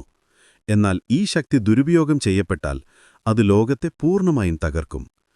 അശോകൻ കണ്ടറിഞ്ഞ ആ യുദ്ധത്തിന്റെ ഭീകരത ഭാവിയിൽ ഈ അറിവുകൾ ഉപയോഗിച്ച് ആരും ആവർത്തിക്കാതിരിക്കാൻ വേണ്ടിയുള്ള ഒരു സംരക്ഷണം. ആ 9 പുസ്തകങ്ങളിൽ അവസാനത്തെ 2 അവ ഓരോന്നിലും അടങ്ങിയിരിക്കുന്ന വിജ്ഞാനത്തെക്കുറിച്ചും നമ്മൾ കൂടുതൽ ആഴത്തിൽ പരിശോധിക്കും. മനുഷ്യന്റെ സമൂഹങ്ങളെ നിയന്ത്രിക്കാനും രൂപപ്പെടുത്താനുമുള്ള സാമൂഹിക ശാസ്ത്രം, സോഷ്യോളജി മുതൽ പ്രപഞ്ചത്തിന്റെ ഏറ്റവും വലിയ രഹസ്യങ്ങളെക്കുറിച്ച് വെളിപ്പെടുത്തുന്ന പ്രപഞ്ചശാസ്ത്രം, കോസ്മോളജി വരെ. ഈ അറിവുകൾ എന്തിനെക്കുറിച്ചായിരുന്നു? മനുഷ്യന്റെ പുരോഗതിക്കും അതേസമയം വിനാശത്തിനും ഇവ എങ്ങനെയാണ് കാരണമാകുന്നത്? ഈ പുസ്തകങ്ങളിലെ അറിവുകൾ കേവലം ഭാവനയാണോ, അതോ പുരാതന ഭാരതത്തിലെ വിസ്മയകരമായ ശാസ്ത്രജ്ഞാനത്തിന്റെ അന്തിമ പ്രകാശമോ? നമുക്ക് ആ പുസ്തകങ്ങളുടെ ഉള്ളടക്കങ്ങളിലേക്ക് ഒരു യാത്ര തുടരാം. പുസ്തകം 8. സാമൂഹിക ശാസ്ത്രം, സമൂഹങ്ങളുടെ നിയന്ത്രണം. 8-ാമത്തെ പുസ്തകം സാമൂഹിക ശാസ്ത്രം എന്നതിനെക്കുറിച്ചുള്ളതായിരുന്നു. ഇത് കേവലം സാമൂഹിക ക്രമങ്ങളെക്കുറിച്ചുള്ള പഠനമായിരുന്നില്ല, മറിച്ച് സമൂഹങ്ങളെ എങ്ങനെ രൂപപ്പെടുത്താം, എങ്ങനെ നശിപ്പിക്കാം, വിപ്ലവങ്ങളെ എങ്ങനെ അടിച്ചമർത്താം, ഒരു ജനതയെ എങ്ങനെ ചിന്തിപ്പിക്കാം എന്നതിനെക്കുറിച്ചുള്ള അഗാധമായ അറിവുകളായിരുന്നു ഇതിലടങ്ങിയിരുന്നത്. മനുഷ്യന്റെ സാമൂഹിക സ്വഭാവങ്ങളെക്കുറിച്ചും കൂട്ടായ ചിന്തകളെ എങ്ങനെ സ്വാധീനിക്കാമെന്നതിനെക്കുറിച്ചുമുള്ള രഹസ്യങ്ങൾ ഈ പുസ്തകത്തിൽ വിശദീകരിച്ചിരുന്നു. ഈ അറിവ് തെറ്റായ കൈകളിലെത്തിയാലുണ്ടാകുന്ന ഭവിഷ്യത്തുകൾ വളരെ വലുതായിരുന്നു. ഒരു ഭരണാധികാരിക്ക് ഈ അറിവ് ലഭിച്ചാൽ അവർക്ക് ഒരു സമൂഹത്തെ പൂർണ്ണമായും തങ്ങളുടെ വരുതിയിലാക്കാൻ കഴിയും. ജനങ്ങളുടെ അഭിപ്രായങ്ങളെയും വിശ്വാസങ്ങളെയും നിയന്ത്രിക്കാം, അവരെ ഭയപ്പെടുത്തി അടിമകളാക്കാം, അല്ലെങ്കിൽ തെറ്റിദ്ധരിപ്പിച്ച സ്വന്തം താൽപ്പര്യങ്ങൾക്കായി ഉപയോഗിക്കാം. ഒരു വലിയ ജനക്കൂട്ടത്തെ തമ്മിലടിപ്പിക്കാനും വംശീയ കലാപങ്ങളുണ്ടാക്കാനും അല്ലെങ്കിൽ ഒരു വിപ്ലവത്തെ അതിന്റെ മുളയിലെ നുള്ളിക്കളയാനും ഈ അറിവ് ഉപയോഗിക്കാം. അശോകൻ കലിംഗയുദ്ധത്തിൽ കണ്ടതുപോലെ ഒരു ജനതയുടെ ആത്മാഭിമാനം തകർത്തുന്നതിലൂടെ അവരെ എങ്ങനെ കീഴടക്കാമെന്നതും ഇതിൽ ഉൾപ്പെട്ടിരുന്നു. ഈ പുസ്തകത്തിൽ ഒരു സമൂഹത്തിന്റെ ഘടനയെക്കുറിച്ചും അതിന്റെ നിലനിൽപ്പിനെ സ്വാധീനിക്കുന്ന ഘടകങ്ങളെക്കുറിച്ചും കാലക്രമേണ സമൂഹങ്ങളിലുണ്ടാകുന്ന മാറ്റങ്ങളെക്കുറിച്ചുമുള്ള പഠനങ്ങൾ ഉൾപ്പെട്ടിരുന്നു. എങ്ങനെ പുതിയ ആശയങ്ങൾ ഒരു സമൂഹത്തിൽ പ്രചരിപ്പിക്കാം, അവയെ എങ്ങനെ സ്വീകാര്യമാക്കാം അല്ലെങ്കിൽ എങ്ങനെ അവയെ തടയാം എന്നതിനെക്കുറിച്ചുള്ള വിവരങ്ങൾ. സോഷ്യൽ എഞ്ചിനീയറിംഗ് എന്ന ആധുനിക ആശയങ്ങളുടെയെല്ലാം ഒരു പുരാതന മാതൃകയായി ഈ പുസ്തകം നിലകൊണ്ടു. ഒരു ജനതയെ ഭിന്നിപ്പിച്ചു ഭരിക്കാനുള്ള തന്ത്രങ്ങൾ, സാമ്പത്തികവും സാമൂഹികവുമായ അസമത്വങ്ങൾ എങ്ങനെ ഒരു സമൂഹത്തിൽ നിലനിർത്താം അല്ലെങ്കിൽ അവയെ എങ്ങനെ ഇല്ലാതാക്കാം എന്നതിനെക്കുറിച്ചുള്ള പഠനങ്ങളും ഇതിൽ ഉൾപ്പെട്ടിരുന്നു. ഈ അറിവ് കേവലം സമൂഹങ്ങളെ നിയന്ത്രിക്കാൻ മാത്രമല്ല, അവരെ ശാക്തീകരിക്കാനും ഉപയോഗിക്കാവുന്ന ഒന്നായിരുന്നു. എന്നാൽ അതിന്റെ ദുരുപയോഗം ലോകമെമ്പാടും വലിയ അരാജകത്തിനും ആഭ്യന്തര യുദ്ധങ്ങൾക്കും കാരണമാകുമായിരുന്നു. ഈ പുസ്തകം സംരക്ഷിക്കാൻ നിയോഗിക്കപ്പെട്ട അജ്ഞാതൻ ലോകത്ത് സാമൂഹിക വിവേചനങ്ങളും അസമത്വങ്ങളും ഉണ്ടാകാതിരിക്കാനും മനുഷ്യൻ സ്വന്തം സഹജീവികളെ നിയന്ത്രിക്കാൻ ശ്രമിക്കുന്നത് തടയാനും ശ്രദ്ധിച്ചു. അറിവ് സമൂഹങ്ങളെ കെട്ടിപ്പടുക്കാൻ ഉപയോഗിക്കണം, അല്ലാതെ അവയെ തകർക്കാൻ ഉപയോഗിക്കരുത് എന്ന് ഈ പുസ്തകം ഓർമ്മിപ്പിച്ചു. പുസ്തകം 9 പ്രപഞ്ചശാസ്ത്രം, സമയത്തിന്റെയും സ്ഥലത്തിന്റെയും രഹസ്യങ്ങൾ. 9ാമത്തെയും അവസാനത്തെയും പുസ്തകം പ്രപഞ്ചശാസ്ത്രം എന്നതിനെക്കുറിച്ചുള്ളതായിരുന്നു. ഇത് കേവലം നക്ഷത്രങ്ങളെയും ഗ്രഹങ്ങളെയും കുറിച്ചുള്ള പഠനമായിരുന്നില്ല, മറിച്ച് പ്രപഞ്ചത്തിന്റെ ഏറ്റവും വലിയ രഹസ്യങ്ങളെക്കുറിച്ചുള്ള അറിവുകളായിരുന്നു ഇതിലടങ്ങിയിരുന്നത്. പ്രപഞ്ചത്തിന്റെ ഉത്ഭവം, അതിന്റെ വികാസം, സമയത്തിന്റെ സ്വഭാവം, സ്ഥലത്തിന്റെ പരിമിതികൾ, സമാന്തര പ്രപഞ്ചങ്ങളുടെ സാധ്യതകൾ, സമയയാത്രയെക്കുറിച്ചുള്ള വിവരങ്ങൾ, ഇതെല്ലാം ഈ പുസ്തകത്തിൽ വിശദീകരിച്ചിരുന്നു എന്നു പറയപ്പെടുന്നു. ഈ അറിവ് തെറ്റായ കൈകളിൽ എത്തിയാലുണ്ടാകുന്ന ഭവിഷ്യത്തുകൾ മനുഷ്യന്റെ സങ്കല്പങ്ങൾക്കപ്പുറമായിരുന്നു. ഒരു വ്യക്തിക്ക് സമയയാത്ര ചെയ്യാനോ സമാന്തര പ്രപഞ്ചങ്ങളുമായി ബന്ധപ്പെടാനോ കഴിഞ്ഞാൽ അത് പ്രപഞ്ചത്തിലെ നിയമങ്ങളെ തന്നെ തകർക്കും. ഭൂതകാലത്തെ മാറ്റിയെഴുതാനും ഭാവിയെ സ്വാധീനിക്കാനും ഈ അറിവ് ഉപയോഗിക്കാം. ഇത് മനുഷ്യന്റെ നിലനിൽപ്പിനെ തന്നെ ചോദ്യം ചെയ്തേക്കാവുന്ന ഒന്നായിരുന്നു. ഈ പുസ്തകത്തിൽ പ്രപഞ്ചത്തിലെ ഊർജ്ജത്തെയും അതിന്റെ പരിവർത്തനങ്ങളെയും കുറിച്ചുള്ള പഠനങ്ങൾ ഉൾപ്പെട്ടിരുന്നു. കറുത്ത ഗർത്തങ്ങളെക്കുറിച്ചും പ്രകാശത്തിന്റെ വേഗതയെക്കുറിച്ചും സമയത്തെയും സ്ഥലത്തെയും ബന്ധിപ്പിക്കുന്ന സിദ്ധാന്തങ്ങളെക്കുറിച്ചും ഇതിൽ വിവരങ്ങളടങ്ങിയിരുന്നു. ഈ അറിവ് മനുഷ്യന് പ്രപഞ്ചത്തെക്കുറിച്ചുള്ള അഗാധമായ ഉൾക്കാഴ്ച നൽകും. അവനെ ഒരു ദൈവതുല്യനാക്കാൻ പോന്ന ശക്തി നൽകും. എന്നാൽ ഈ ശക്തി ദുരുപയോഗം ചെയ്യപ്പെട്ടാൽ അത് പ്രപഞ്ചത്തിന്റെ സന്തുലിതാവസ്ഥയെ തന്നെ തകർക്കും. പ്രപഞ്ചത്തിലെ ഏറ്റവും വലിയ രഹസ്യങ്ങളെക്കുറിച്ചുള്ള അറിവ് മനുഷ്യന്റെ കയ്യിൽ ലഭിക്കുമ്പോൾ അവനത് സ്വന്തം നേട്ടങ്ങൾക്കായി ഉപയോഗിക്കാൻ സാധ്യതയുണ്ടായിരുന്നു. പ്രപഞ്ചത്തിന്റെ നിയമങ്ങളെ മാറ്റിമറിക്കാനും സ്വന്തം ഇഷ്ടത്തിനനുസരിച്ച് അതിനെ രൂപപ്പെടുത്താനും ശ്രമിക്കാം. ഇത് വലിയ വിനാശങ്ങൾക്ക് കാരണമാകും. ഈ പുസ്തകം സംരക്ഷിക്കാൻ നിയോഗിക്കപ്പെട്ട അജ്ഞാതൻ മനുഷ്യൻ പ്രപഞ്ചത്തിന്റെ രഹസ്യങ്ങളെ ദുരുപയോഗം ചെയ്യുന്നത് തടയാൻ ശ്രദ്ധിച്ചു. അറിവ് പ്രപഞ്ചത്തെ മനസ്സിലാക്കാൻ സഹായിക്കണം, അല്ലാതെ അതിനെ നിയന്ത്രിക്കാനോ നശിപ്പിക്കാനോ ഉപയോഗിക്കരുതെന്ന് ഈ പുസ്തകം ഓർമ്മിപ്പിച്ചു. മനുഷ്യൻ തന്റെ പരിമിതികളെ തിരിച്ചറിയണം എന്നും ഈ അറിവ് ഓർമ്മിപ്പിച്ചു. അറിവിന്റെ ആത്യന്തികമായ ശക്തി, ഒരു സംരക്ഷിത ദൗത്യം. അശോകന്റെ 9 അജ്ഞാതരുടെ അവസാന 2 പുസ്തകങ്ങൾ മനുഷ്യന്റെ സമൂഹങ്ങളെ നിയന്ത്രിക്കാനുള്ള കഴിവും പ്രപഞ്ചത്തിന്റെ ഏറ്റവും വലിയ രഹസ്യങ്ങളെ മനസ്സിലാക്കാനുള്ള ശക്തിയും വ്യക്തമാക്കുന്നു. ഈ 9 പുസ്തകങ്ങളും ഓരോന്നും മനുഷ്യരാശിയുടെ ഭാവിയെ മാറ്റിമറിക്കാൻ പോന്ന അറിവുകളായിരുന്നു. അവ തെറ്റായ കൈകളിൽ എത്തുന്നത് തടയുക എന്നതായിരുന്നു ഈ രഹസ്യ സമൂഹത്തിന്റെ പ്രധാന ദൗത്യം. ഈ പുസ്തകങ്ങളിലെ അറിവുകൾ അവയുടെ ശക്തിയാൽ മനുഷ്യനെ ദൈവതുല്യനാക്കാനോ അല്ലെങ്കിലൊരു രാക്ഷസനാക്കാനോ കഴിവുള്ളതായിരുന്നു.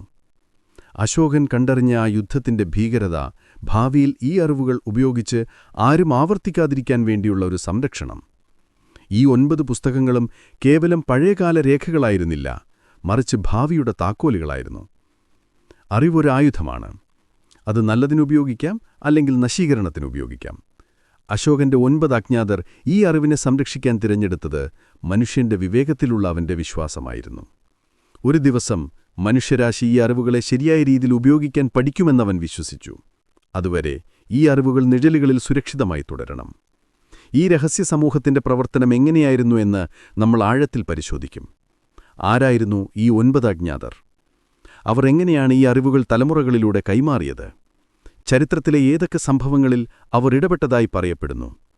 ഈ രഹസ്യ സമൂഹത്തിന്റെ ദൗത്യം എപ്രകാരമായിരുന്നു? സത്യത്തിൽ അവർ ലോകത്തെ എങ്ങനെയാണ് സംരക്ഷിച്ചത്?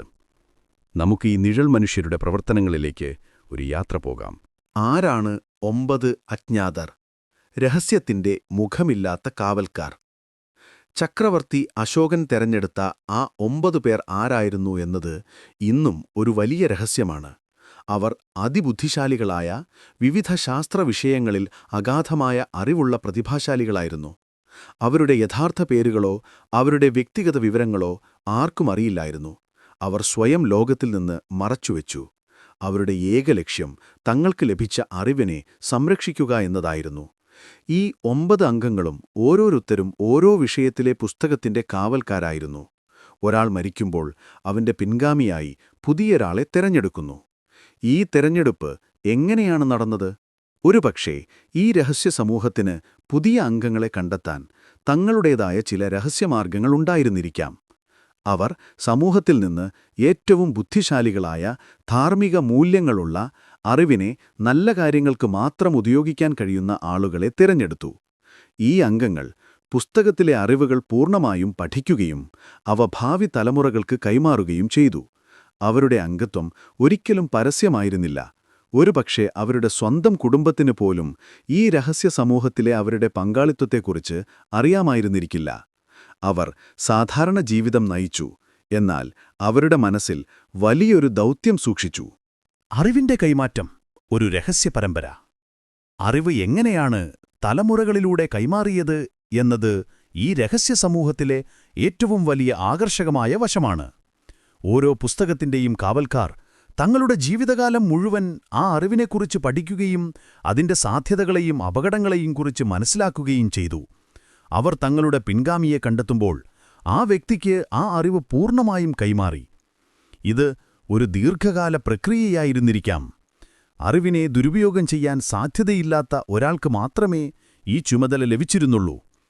ഒരുപക്ഷേ ഈ കൈമാറ്റം ഒരു ഗുരുവോ ശിഷ്യനോ എന്ന നിലയിലായിരുന്നിരിക്കാം. രഹസ്യ കോഡുകൾ, ചിഹ്നങ്ങൾ, ആചാരങ്ങൾ എന്നിവയെല്ലാം ഈ അറിവിന്റെ കൈമാറ്റത്തിൽ ഉപയോഗിച്ചിരിക്കാം. പുസ്തകങ്ങൾ കേവലം എഴുതിയ താളുകളായിരുന്നില്ല, മറിച്ച് അവയിൽ അടങ്ങിയിരിക്കുന്ന അറിവ് പൂർണ്ണമായി ഉൾക്കൊള്ളുക എന്നത് പ്രധാനമായിരുന്നു. ആധുനിക സർവകലാശാലകളെപ്പോലെയോ ശാസ്ത്രസ്ഥാപനങ്ങളെപ്പോലെയോ ഉള്ള ഒരു ഘടനയല്ല ഈ സമൂഹത്തിനുണ്ടായിരുന്നത്, മറിച്ച് ഇതൊരു ആത്മീയവും അതേസമയം ശാസ്ത്രീയവുമായ ഒരു രഹസ്യ സമൂഹമായിരുന്നു. ഈ രഹസ്യ പുസ്തകങ്ങൾ എവിടെയാണ് സൂക്ഷിച്ചിരുന്നത്? ഒരുപക്ഷെ അവ ഭാരതത്തിലെ വിവിധ രഹസ്യ സ്ഥലങ്ങളിൽ, ക്ഷേത്രങ്ങളുടെ അടിത്തട്ടിൽ, ഗുഹകളിൽ, അല്ലെങ്കിൽ ഹിമാലയത്തിന്റെ മറഞ്ഞുകിടക്കുന്ന താഴ്വരകളിലായിരുന്നിരിക്കാം. ഓരോ പുസ്തകത്തിനും അതിൻ്റേതായ ഒരു സംരക്ഷിത സ്ഥലമുണ്ടായിരുന്നിരിക്കാം.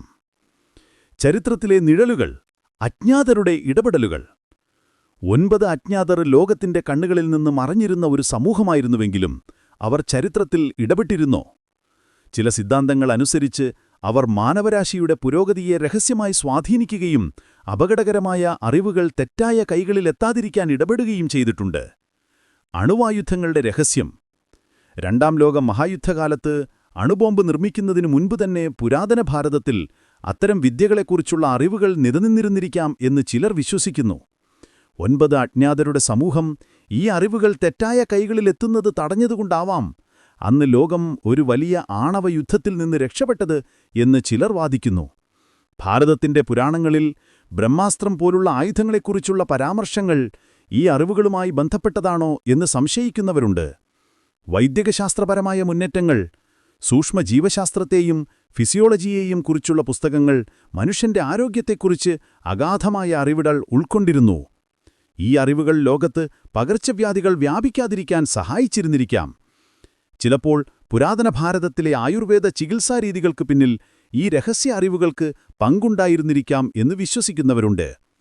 ആധുനിക ശാസ്ത്ര കണ്ടുപിടുത്തങ്ങൾ, ഗുരുത്വാകർഷണം, പ്രകാശത്തിന്റെ രഹസ്യങ്ങൾ എന്നിവയെക്കുറിച്ചുള്ള അറിവുകൾ ആധുനിക ശാസ്ത്ര കണ്ടുപിടുത്തങ്ങൾക്ക് മുൻപ് തന്നെ ഭാരതത്തിൽ നിലനിന്നിരുന്നിരിക്കാം എന്ന് ചിലർ വാദിക്കുന്നു.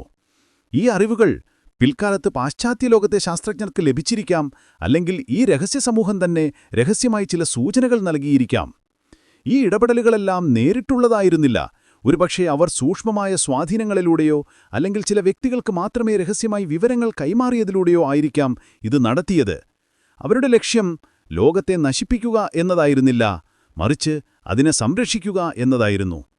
മനുഷ്യൻ സ്വന്തം കണ്ടുപിടുത്തങ്ങളാൽ സ്വയം നശിക്കപ്പെടാതിരിക്കാൻ അവർ ശ്രദ്ധിച്ചു. ഒരു രഹസ്യ സമൂഹത്തിന്റെ ദൗത്യം സമാധാനത്തിനായുള്ള കാവലായിരുന്നു. അശോകന്റെ 9 അജ്ഞാതരുടെ ദൗത്യം കേവലം അറിവ് സംരക്ഷിക്കുക എന്നതിലുപരിയായിരുന്നു. അത് സമാധാനത്തിനായുള്ള ഒരു നിരന്തരമായ കാവലായിരുന്നു. മനുഷ്യന്റെ ഉള്ളിലെ യുദ്ധക്കൊതിയെയും അധികാരദാഹത്തെയും അറിവിനെ ദുരുപയോഗം ചെയ്യാനുള്ള പ്രവണതയെയും അവർ തിരിച്ചറിഞ്ഞു. അതുകൊണ്ട് ഈ അറിവുകൾക്കൊരു സംരക്ഷണം നൽകേണ്ടത് അത്യാവശ്യമാണെന്ന് അവർ മനസ്സിലാക്കി. ഓരോ അംഗവും തങ്ങളുടെ ജീവിതകാലം മുഴുവൻ ഈ രഹസ്യങ്ങളെക്കുറിച്ച് പഠിച്ചു, അവയുടെ സാധ്യതകളെയും അപകടങ്ങളെയും കുറിച്ച് മനസ്സിലാക്കി. അവർ ഒരു വലിയ ദൗത്യത്തിന്റെ ഭാഗമായിരുന്നു. അവരുടെ പരിശ്രമമായ ജീവിതം ഈ വലിയ ലക്ഷ്യത്തിനുവേണ്ടി അവർ ത്യജിച്ചു. അവർക്ക് ഫരിമമോ സ്വന്തം വ്യക്തിത്വമോ ഉണ്ടായിരുന്നില്ല. അവർ കേവലം അറിവിന്റെ കാവൽക്കാരായിരുന്നു. ഈ രഹസ്യ സമൂഹത്തിന്റെ നിലനിൽപ്പ് മനുഷ്യന്റെ ഉള്ളിലെ നന്മയിലും തിന്മയിലുമുള്ള ഒരു വലിയ വിശ്വാസമായിരുന്നു. അറിവ് ഒരു ഇരുട്ടമുരിയിച്ച വാളാണ്. അത് ഉപയോഗിക്കുന്നവന്റെ മനസ്സാണ് അതിന്റെ ഫലം തീരുമാനിക്കുന്നത്.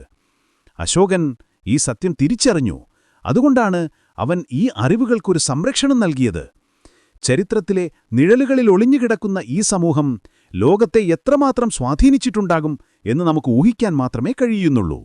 ഒരുപക്ഷേ ആധുനിക ശാസ്ത്രത്തിന് ഇന്നും ഉത്തരം കണ്ടെത്താൻ കഴിയാത്ത പല രഹസ്യങ്ങൾക്കും പിന്നിൽ ഈ അജ്ഞാതരുടെ അറിവുകൾക്ക് പങ്കുണ്ടായിരുന്നിരിക്കാം. ഈ രഹസ്യ സമൂഹത്തിന്റെ ആധുനിക കാലത്തെ സ്വാധീനത്തെക്കുറിച്ചും പാശ്ചാത്യ ലോകത്തേക്കുള്ള അവരുടെ സാധ്യതയുള്ള വ്യാപനത്തെക്കുറിച്ചും നമ്മൾ ചർച്ച ചെയ്യും. ചില പ്രമുഖ വ്യക്തികളുമായുള്ള അവരുടെ ബന്ധം, ഡ്രാഗൺ ക്രോസിംഗ് പോലുള്ള ചില സിദ്ധാന്തങ്ങൾ, ഇവയെല്ലാം യഥാർത്ഥത്തിൽ നടന്നതാണോ? അജ്ഞാതർ ഇന്നും ലോകത്തെ സ്വാധീനിക്കുന്നുണ്ടോ? ഈ രഹസ്യങ്ങൾ പുരാതന ഭാരതത്തിന്റെ അതിരുകൾക്കപ്പുറം എങ്ങനെ വ്യാപിച്ചു? നമുക്കീ ചോദ്യങ്ങൾക്കുള്ള ഉത്തരങ്ങൾ തേടി ഒരു യാത്ര പോകാം. രഹസ്യങ്ങളുടെ കൈമാറ്റം, കിഴക്കിൽ നിന്ന് പടിഞ്ഞാറേക്ക്. അശോകന്റെ 9 അജ്ഞാതർ ഭാരതത്തിൽ മാത്രം ഒതുങ്ങിനിന്ന ഒരു സമൂഹമായിരുന്നോ? അതോ കാലക്രമേണ അവരുടെ സ്വാധീനം ലോകത്തിന്റെ മറ്റു ഭാഗങ്ങളിലേക്കും വ്യാപിച്ചുവോ?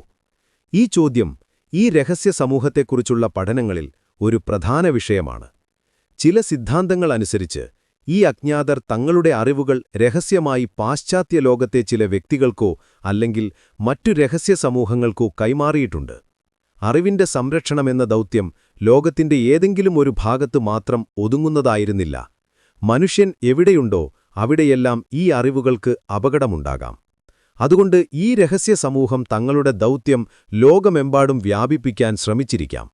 വാണിജ്യബന്ധങ്ങളിലൂടെയോ മതപരമായ യാത്രകളിലൂടെയോ അല്ലെങ്കിൽ രഹസ്യമായി നടന്ന ചില കൂടിക്കാഴ്ചകളിലൂടെയോ ഈ അറിവുകൾ കൈമാറ്റം ചെയ്യപ്പെട്ടിരിക്കാം.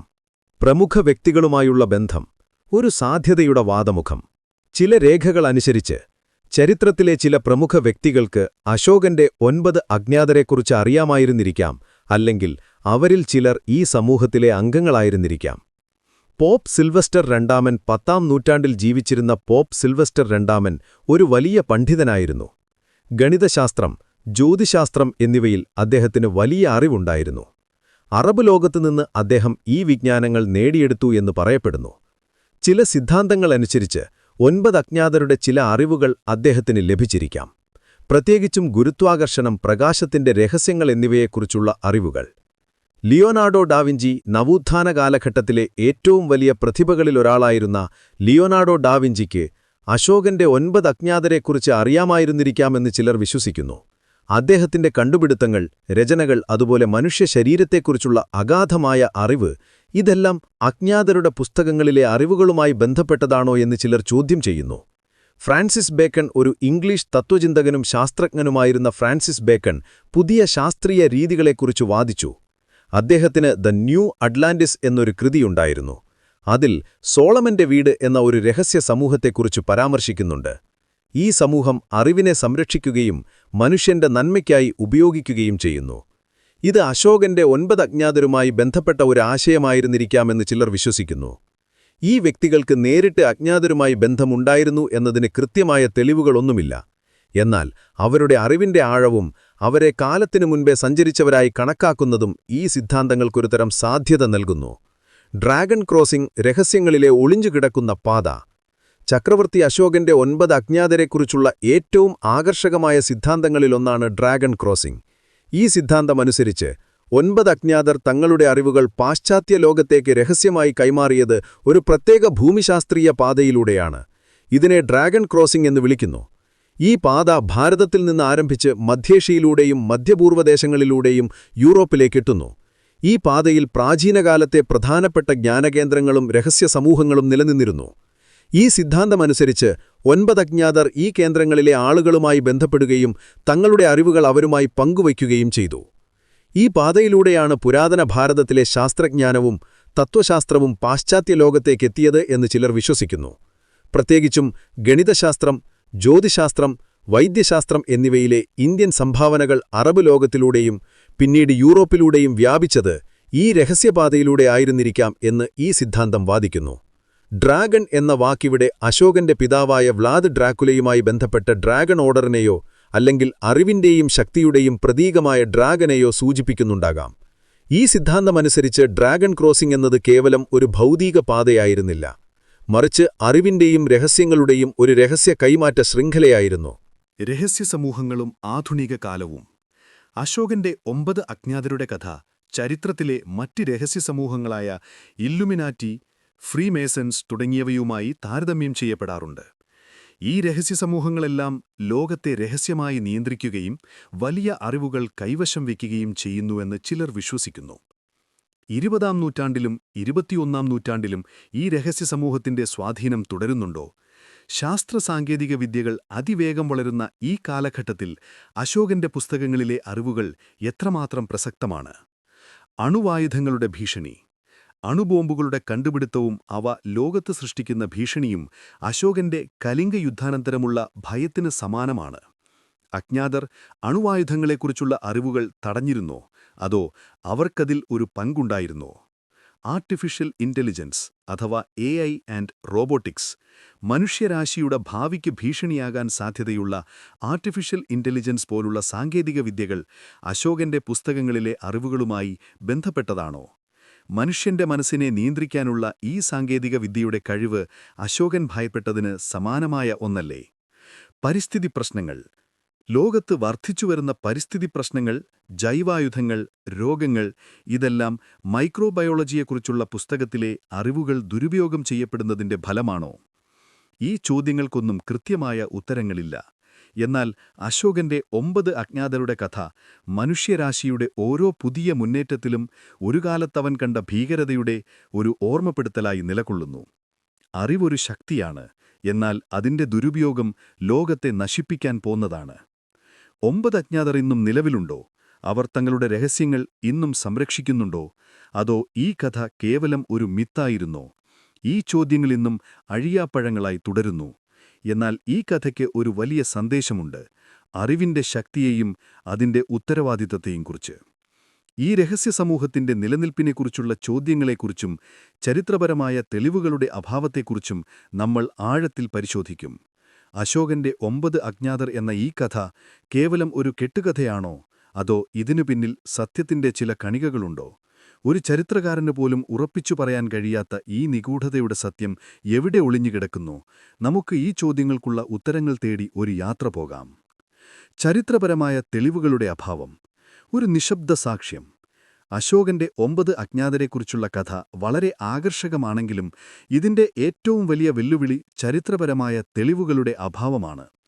പുരാതന ഇന്ത്യൻ ചരിത്രത്തിൽ അശോകന്റെ ഭരണകാലത്തെക്കുറിച്ച് നിരവധി ശിലാലിഖിതങ്ങളും രേഖകളും ലഭ്യമാണ്. ബുദ്ധമതത്തിന്റെ പ്രചാരണത്തെക്കുറിച്ചും അവന്റെ ധർമ്മവിജയത്തെക്കുറിച്ചുമെല്ലാം വ്യക്തമായ വിവരങ്ങളുണ്ട്. എന്നാൽ 9 അജ്ഞാതർ എന്ന ഒരു രഹസ്യസമൂഹത്തെക്കുറിച്ചോ അവർ സംരക്ഷിച്ചിരുന്ന 9 പുസ്തകങ്ങളെക്കുറിച്ചോ ഒരു ഔദ്യോഗിക ചരിത്രരേഖകളിലും പരാമർശമില്ല. അശോകന്റെ ശിലാലിഖിതങ്ങൾ. അശോകന്റെ ശിലാലിഖിതങ്ങൾ അവന്റെ ജീവിതത്തിലെ ഏറ്റവും പ്രധാനപ്പെട്ട സംഭവങ്ങളെക്കുറിച്ചും അവന്റെ ധാർമ്മികമായ കാഴ്ചപ്പാടുകളെക്കുറിച്ചും വിശദമായി പറയുന്നു. കലിംഗ യുദ്ധത്തെക്കുറിച്ചും അതിനുശേഷമുള്ള അവന്റെ മാനസാന്തരത്തെക്കുറിച്ചും ഈ ലിഖിതങ്ങളിൽ വ്യക്തമായ പരാമർശങ്ങളുണ്ട്. എന്നാൽ 9 അജ്ഞാതരെക്കുറിച്ചോ ഒരു രഹസ്യസമൂഹത്തെക്കുറിച്ചോ ഒരു സൂചനയും ഈ ലിഖിതങ്ങളിൽ കാണുന്നില്ല. ബുദ്ധമത ഗ്രന്ഥങ്ങൾ. അശോകൻ ബുദ്ധമതം സ്വീകരിച്ചതിനുശേഷം ബുദ്ധമതത്തിന്റെ പ്രചാരണത്തിന് വലിയ സംഭാവനകൾ നൽകി. ബുദ്ധമത ഗ്രന്ഥങ്ങളിലും അശോകനെക്കുറിച്ച് വിശദമായ വിവരങ്ങൾ ലഭ്യമാണ്. എന്നാൽ ഈ ഗ്രന്ഥങ്ങളിലും 9 അജ്ഞാതരെക്കുറിച്ച് യാതൊരു പരാമർശവുമില്ല. മറ്റു ചരിത്രരേഖകൾ. പുരാതന ഭാരതത്തിലെ മറ്റു ചരിത്രരേഖകളോ യാത്രാവിവരണങ്ങളോ സമകാലിക എഴുത്തുകളോ 9 അജ്ഞാതരെക്കുറിച്ച് സംസാരിക്കുന്നില്ല. ഒരു വലിയ രഹസ്യസമൂഹം നൂറ്റാണ്ടുകളോളം നിലനിന്നിരുന്നുവെങ്കിൽ അതിന്റെ എന്തെങ്കിലും ചെറിയ സൂചനകളെങ്കിലും ചരിത്രരേഖകളിൽ കാണേണ്ടതായിരുന്നു എന്ന് ചില ചരിത്രകാരന്മാർ വാദിക്കുന്നു. ഈ തെളിവുകളുടെ അഭാവം ഈ കഥ കേവലം ഒരു ഭാവനാസൃഷ്ടിയാണോ എന്ന ചോദ്യം ഉയർത്തുന്നു. ഒരുപക്ഷേ ഈ രഹസ്യസമൂഹം അത്രയധികം രഹസ്യമായി പ്രവർത്തിച്ചതുകൊണ്ടാവാം ചരിത്രത്തിൽ ഒരു തെളിവുകളും അവശേഷിപ്പിക്കാത്തതിൽ എന്ന് ചിലർ വാദിക്കുന്നു. എന്നാൽ അത്രയധികം കാലം ഒരു സമൂഹം പൂർണ്ണമായും രഹസ്യമായി നിലനിൽക്കുക എന്നത് അസാധ്യമാണ് എന്ന് മറ്റു ചിലർ വിശ്വസിക്കുന്നു. ഒരു ഫിക്ഷൻ കഥയുടെ ഉത്ഭവം. ടാൽബോട്ട് മണ്ടി. ചക്രവർത്തി അശോകന്റെ 9 അജ്ഞാതരെക്കുറിച്ചുള്ള ഈ കഥ ആദ്യമായി ലോകത്തിന്റെ ശ്രദ്ധയിൽ കൊണ്ടുവന്നത് ലൂയി മാറ്റ്ഫിയേവിച്ച് ടാൽബോട്ട് മണ്ടി എന്ന പേരിലെഴുതിയ ഒരു ഇംഗ്ലീഷ് നോവലിലൂടെയാണ്. 1923 പ്രസിദ്ധീകരിച്ച ദി 9 അൺനോൺ എന്ന നോവലിലാണ് ഈ ആശയം ആദ്യമായി അവതരിപ്പിക്കപ്പെടുന്നത്. ഈ നോവലിൽ ഒരു ബ്രിട്ടീഷ് പോലീസുകാരൻ ഇന്ത്യയിൽ വെച്ച് ഒരു രഹസ്യ സമൂഹത്തെക്കുറിച്ച് കണ്ടെത്തുന്നു. ഈ സമൂഹം അശോകന്റെ കാലം മുതൽ 9 പുസ്തകങ്ങളിലെ രഹസ്യ അറിവുകൾ സംരക്ഷിച്ചുവരുന്നു. ഈ നോവൽ വലിയ വിജയമായി. നോവലിലെ ഈ ആശയം യാഥാർത്ഥ്യമാണെന്ന് നിരവധി ആളുകൾ വിശ്വസിക്കാൻ തുടങ്ങി. ടാൽബോട്ട് മണ്ടിയുടെ നോവൽ ഒരു ഫിക്ഷനായിരുന്നു. എന്നാൽ ഒരുപാട് ആളുകൾ ഈ നോവലിലെ കഥയെ ചരിത്രപരമായ ഒരു യാഥാർത്ഥ്യമായി തെറ്റിദ്ധരിച്ചു. നോവൽ എഴുതാൻ വേണ്ടി മണ്ടിക്ക് ഈ ആശയം എവിടെ നിന്ന് ലഭിച്ചു എന്നതും ഒരു ചോദ്യമാണ്. ഒരുപക്ഷേ പ്രാചീന ഇന്ത്യൻ മിത്തുകളിലോ നാടോടി കഥകളിലോ അല്ലെങ്കിൽ ചില രഹസ്യ സമൂഹങ്ങളെക്കുറിച്ചുള്ള ഊഹാപോഹങ്ങളിലോ ഈ കഥയ്ക്ക് ഒരു ചെറിയ അടിത്തറയുണ്ടായിരുന്നിരിക്കാം. വാദം പ്രതിവാദങ്ങൾ, ഒരു മിത്തോ അതോ യാഥാർത്ഥ്യമോ? 9 അജ്ഞാതരുടെ കഥയെക്കുറിച്ച് പല വാദപ്രതിവാദങ്ങളും നടക്കുന്നുണ്ട്. യാഥാർത്ഥ്യത്തിന്റെ സാധ്യത. ചിലർ വിശ്വസിക്കുന്നത് അശോകനെന്നു രഹസ്യ സമൂഹത്തിന് രൂപം നൽകിയിരിക്കാം എന്നതാണ്. കാരണം കലിംഗ യുദ്ധാനന്തരമുള്ള അവന്റെ മാനസാന്തരം ഒരു യഥാർത്ഥ സംഭവമായിരുന്നു. അറിവിനെ ദുരുപയോഗം ചെയ്യുന്നതിന്റെ ഭവിഷ്യത്തുകൾ അവൻ തിരിച്ചറിഞ്ഞിരിക്കാം. അതുകൊണ്ട് അത്തരം അറിവുകൾക്ക് ഒരു സംരക്ഷണം നൽകാൻ അവൻ ശ്രമിച്ചിരിക്കാം.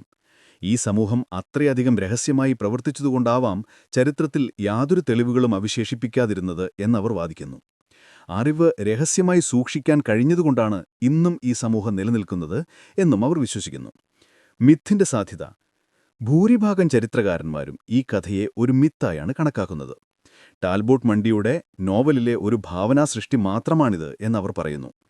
പ്രാചീന ഇന്ത്യയിൽ അത്തരം പുസ്തകങ്ങളോ അത്രയധികം വികസിതമായ ശാസ്ത്രജ്ഞാനമോ ഉണ്ടായിരുന്നില്ല. ഒരു വലിയ രഹസ്യ സമൂഹം ഇത്രയും കാലം നിലനിൽക്കുകയും ലോകത്ത് കാര്യമായ സ്വാധീനം ചെലുത്തുകയും ചെയ്തിരുന്നുവെങ്കിൽ എന്തുകൊണ്ട് ഒരു തെളിവും ലഭിക്കുന്നില്ല? ഈ ചോദ്യത്തിന് അവർക്കുത്തരമില്ല. പ്രാചീന ഇന്ത്യൻ സംസ്കാരത്തിൽ അറിവിന് വലിയ പ്രാധാന്യം നൽകിയിരുന്നു. എന്നാൽ അറിവിനെ രഹസ്യമായി സൂക്ഷിക്കുന്നതിനേക്കാൾ അത് ഗുരുപരമ്പരയിലൂടെ കൈമാറുന്ന രീതിയാണ് ഇവിടെയുണ്ടായിരുന്നത്. പല ശാസ്ത്രീയ കണ്ടുപിടുത്തങ്ങളും രഹസ്യമായി സൂക്ഷിക്കപ്പെട്ടിരുന്നു എന്നതിന് തെളിവുകളൊന്നുമില്ല. ഇന്നും തുടരുന്ന സംശയങ്ങൾ. ഒരഴിയാപ്പഴം. 9 അജ്ഞാതരുടെ കഥ ചരിത്രകാരന്മാർക്ക് ഒരു വലിയ ചോദ്യചിഹ്നമായി തുടരുന്നു. ഇത് കേവലം ഒരു കെട്ടുകഥയാണോ, അതെയോ ഇതിന് പിന്നിൽ സത്യത്തിന്റെ ചില കണികകളുണ്ടോ? ഈ ചോദ്യത്തിന് ഉത്തരം കണ്ടെത്താൻ ആർക്കും കഴിഞ്ഞിട്ടില്ല. എന്നാൽ ഈ കഥയുടെ ആകർഷണം ഒട്ടും കുറഞ്ഞിട്ടില്ല. രഹസ്യ സമൂഹങ്ങൾ എപ്പോഴും മനുഷ്യ മനസ്സിൽ കൗതുകമുണർത്തിയിട്ടുണ്ട്.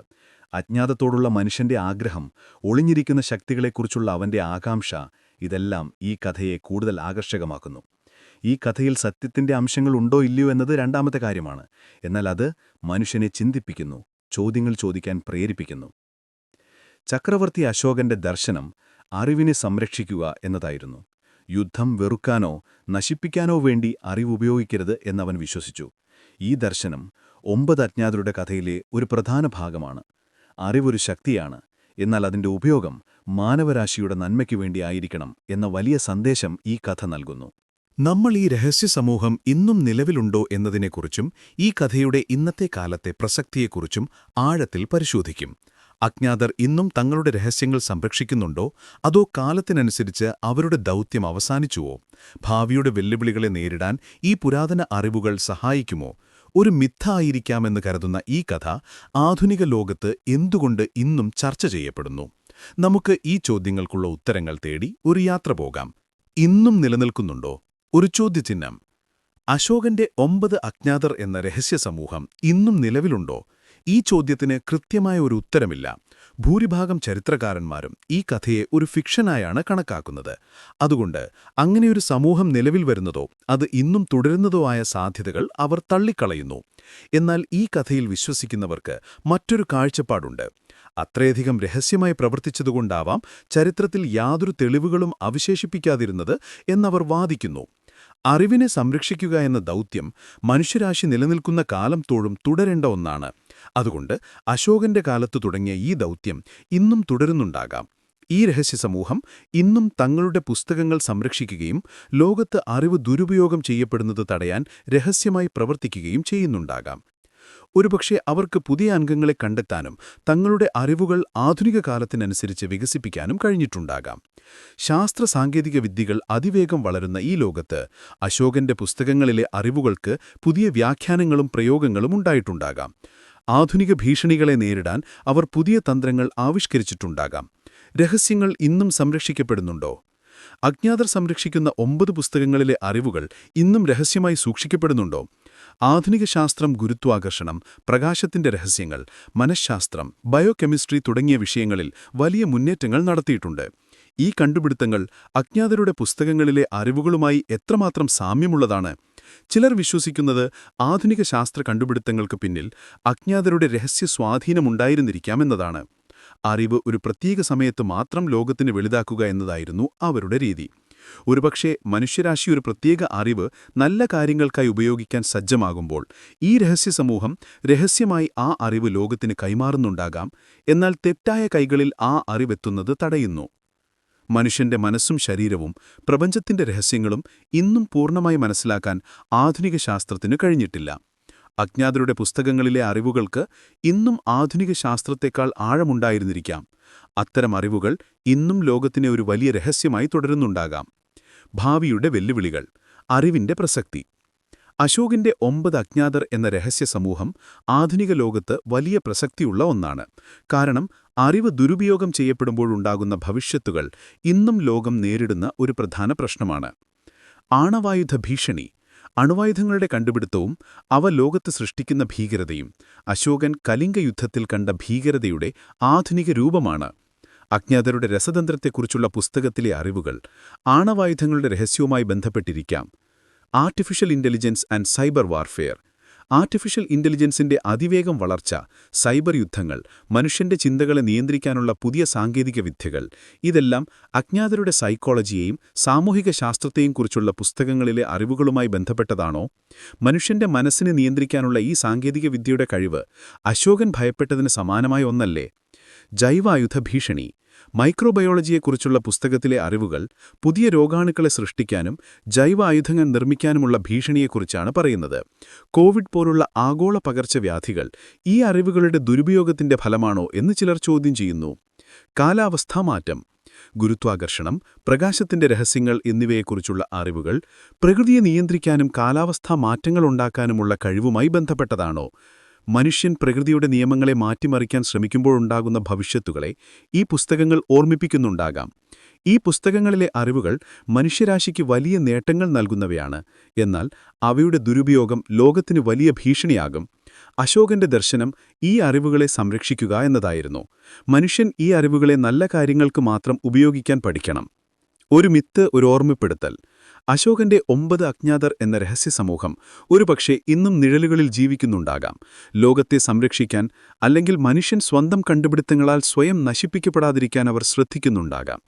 ഈ ചോദ്യങ്ങൾക്കൊന്നും ഒരു വ്യക്തമായ ഉത്തരമില്ല. എന്നാൽ ഈ കഥ നൽകുന്ന ആകർഷണവും നിഗൂഢതയും എന്നും നിലനിൽക്കും. അശോകന്റെ ദർശനത്തെക്കുറിച്ചും അറിവിന്റെ സംരക്ഷണത്തിന്റെ പ്രാധാന്യത്തെക്കുറിച്ചും മനുഷ്യരാശിയുടെ ഭാവിക്ക് ഈ രഹസ്യങ്ങളുടെ പ്രസക്തിയെക്കുറിച്ചും നമ്മൾ ആഴത്തിൽ പരിശോധിക്കും. അശോകൻ കണ്ടറിഞ്ഞ ഭീകരതയിൽ നിന്ന് അവൻ പഠിച്ച പാഠങ്ങൾ എന്തായിരുന്നു? അറിവ് സംരക്ഷിക്കുന്നതിലൂടെ അവൻ എന്താണ് നേടാൻ ശ്രമിച്ചത്? ആധുനിക ലോകം നേരിടുന്ന വെല്ലുവിളികളെ നേരിടാൻ ഈ പുരാതന ദർശനത്തിന് എത്രമാത്രം പ്രസക്തിയുണ്ട്? നമുക്ക് ഈ ചോദ്യങ്ങൾക്കുള്ള ഉത്തരങ്ങൾ തേടി ഒരു യാത്ര തുടരാം. അശോകന്റെ ദർശനം, സമാധാനവും വിവേകവും. ചക്രവർത്തി അശോകൻ കലിംഗ യുദ്ധത്തിൽ കണ്ട കാഴ്ചകളാണ് അവന്റെ ജീവിതത്തിലെ ഏറ്റവും വലിയ വഴിത്തിരിവായത്. ലക്ഷക്കണക്കിന് ആളുകൾക്ക് ജീവൻ നഷ്ടപ്പെട്ടു. രക്തത്തിൽ കുളിച്ച മണ്ണ്, കരഞ്ഞു തളർന്ന അമ്മമാർ. ഈ കാഴ്ച അവനെ മാനസികമായി തകർത്തു. ഒരു വലിയ സാമ്രാജ്യം കെട്ടിപ്പടുക്കാനുള്ള അവന്റെ ആഗ്രഹം ഈ ഭീകരതയ്ക്കു മുന്നിൽ അർത്ഥശൂന്യമാണെന്ന് അവന് തോന്നി. ഈ യുദ്ധത്തിന് കാരണമായ അറിവുപോലെ ലോകത്തെ നശിപ്പിക്കാൻ പോന്ന മറ്ററിവുകളും ഈ ഭൂമിയിലുണ്ട് എന്ന് അവൻ തിരിച്ചറിഞ്ഞു. അവിടെ നിന്നാണ് അവന്റെ ദർശനം പിറന്നത്. യുദ്ധവും അക്രമവും കൊണ്ട് ലോകത്ത് സമാധാനം സ്ഥാപിക്കാൻ കഴിയില്ല. അറിവിനെ ദുരുപയോഗം ചെയ്യുന്നത് തടയണം. അതുകൊണ്ട് അവനൊരു പുതിയ പാത തിരഞ്ഞെടുത്തു. ധർമ്മവിജയത്തിന്റെ പാത. ബുദ്ധമതം സ്വീകരിച്ച് അഹിംസയുടെയും സമാധാനത്തിന്റെയും പ്രചാരകനായി അവൻ മാറി. എന്നാൽ അതോടൊപ്പം അവൻ ചെയ്ത ഒരു വലിയ കാര്യമാണ് 9 അജ്ഞാതർ എന്ന രഹസ്യ സമൂഹത്തിന് രൂപം നൽകിയത്.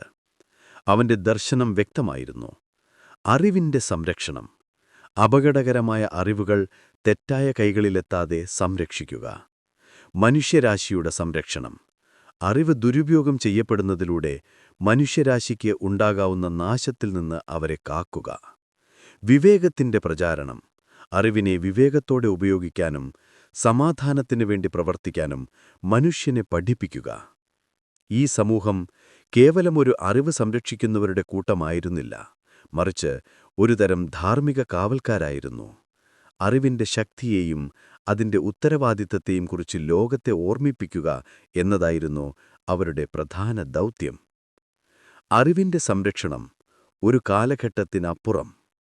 അശോകന്റെ 9 അജ്ഞാതർ സംരക്ഷിച്ച അറിവുകൾ കേവലം പുരാതന കാലത്തെ ശാസ്ത്രജ്ഞാനമായിരുന്നില്ല, മറിച്ച് അവ മനുഷ്യരാശിയുടെ ഓരോ കാലഘട്ടത്തിലും പ്രസക്തിയുള്ളവയായിരുന്നു.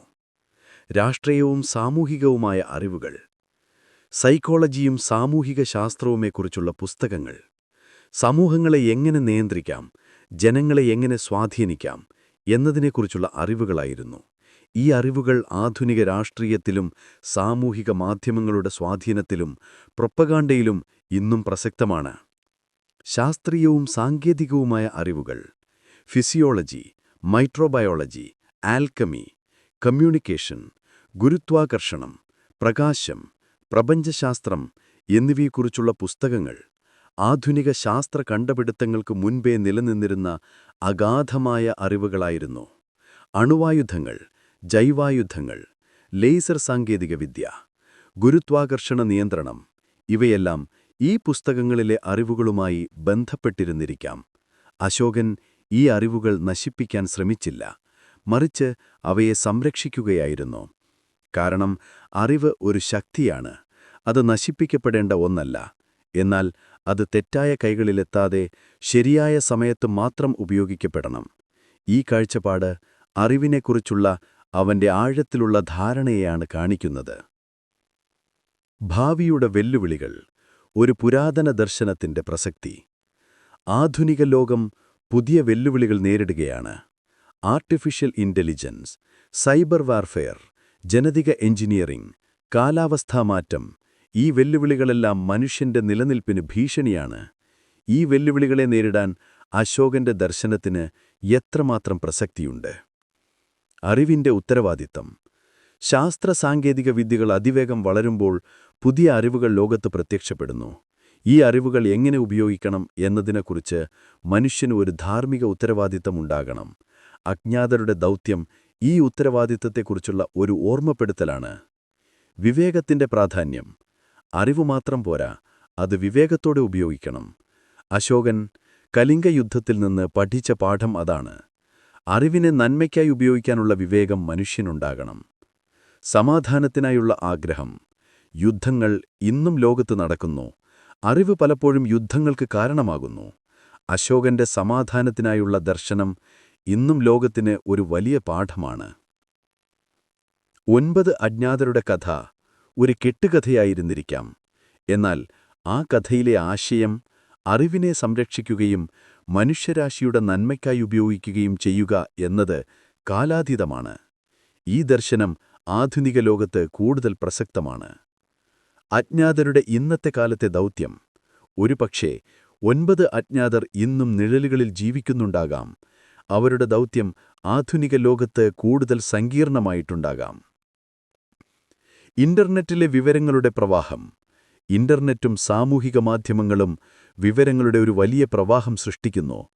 ഈ വിവരങ്ങളിൽ സത്യവും അസത്യവും കലർന്നിരിക്കുന്നു. അജ്ഞാതരുടെ സൈക്കോളജിയെയും സാമൂഹിക ശാസ്ത്രത്തെയും കുറിച്ചുള്ള അറിവുകൾ ഈ വിവരങ്ങളെ എങ്ങനെ നിയന്ത്രിക്കാം, തെറ്റായ വിവരങ്ങൾ പ്രചരിക്കുന്നത് എങ്ങനെ തടയാം എന്നതിനെക്കുറിച്ച് അവരെ സഹായിക്കുന്നുണ്ടാകാം. പുതിയ ഭീഷണികൾ. ആർട്ടിഫിഷ്യൽ ഇന്റലിജൻസ് പോലുള്ള നിരവധി സാങ്കേതിക വിദ്യകൾ മനുഷ്യരാശിക്ക് പുതിയ ഭീഷണികൾ ഉയർത്തുന്നു. ഈ ഭീഷണികളെ നേരിടാൻ അജ്ഞാതരുടെ പുസ്തകങ്ങളിലെ അറിവുകൾക്ക് പുതിയ വ്യാഖ്യാനങ്ങളുണ്ടായിട്ടുണ്ടാകാം.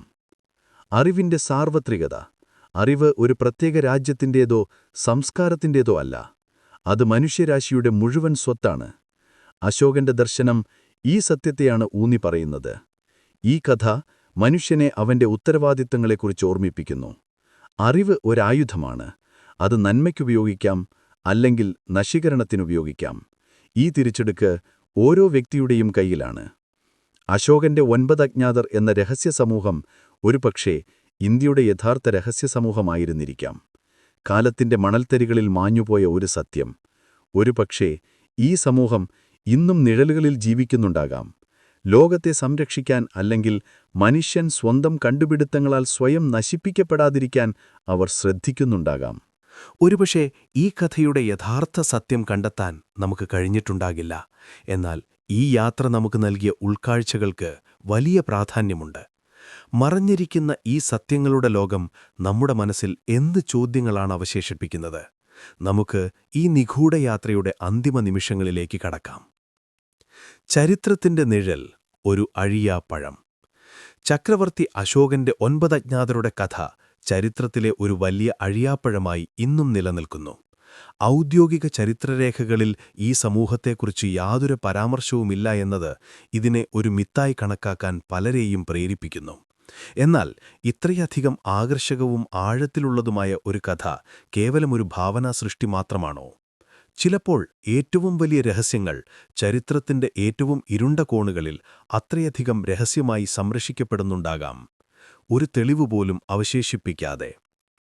അശോകൻ കലിംഗ യുദ്ധത്തിൽ കണ്ട ഭീകരത, അറിവ് ദുരുപയോഗം ചെയ്യപ്പെട്ടാൽ ലോകത്തിന് സംഭവിക്കാവുന്ന നാശം, ഈ ഭയം അത്രമാത്രം വലുതായിരുന്നിരിക്കാം ആ അറിവുകൾക്ക് ഒരു അസാധാരണ സംരക്ഷണം നൽകാൻ അവൻ തീരുമാനിച്ചു.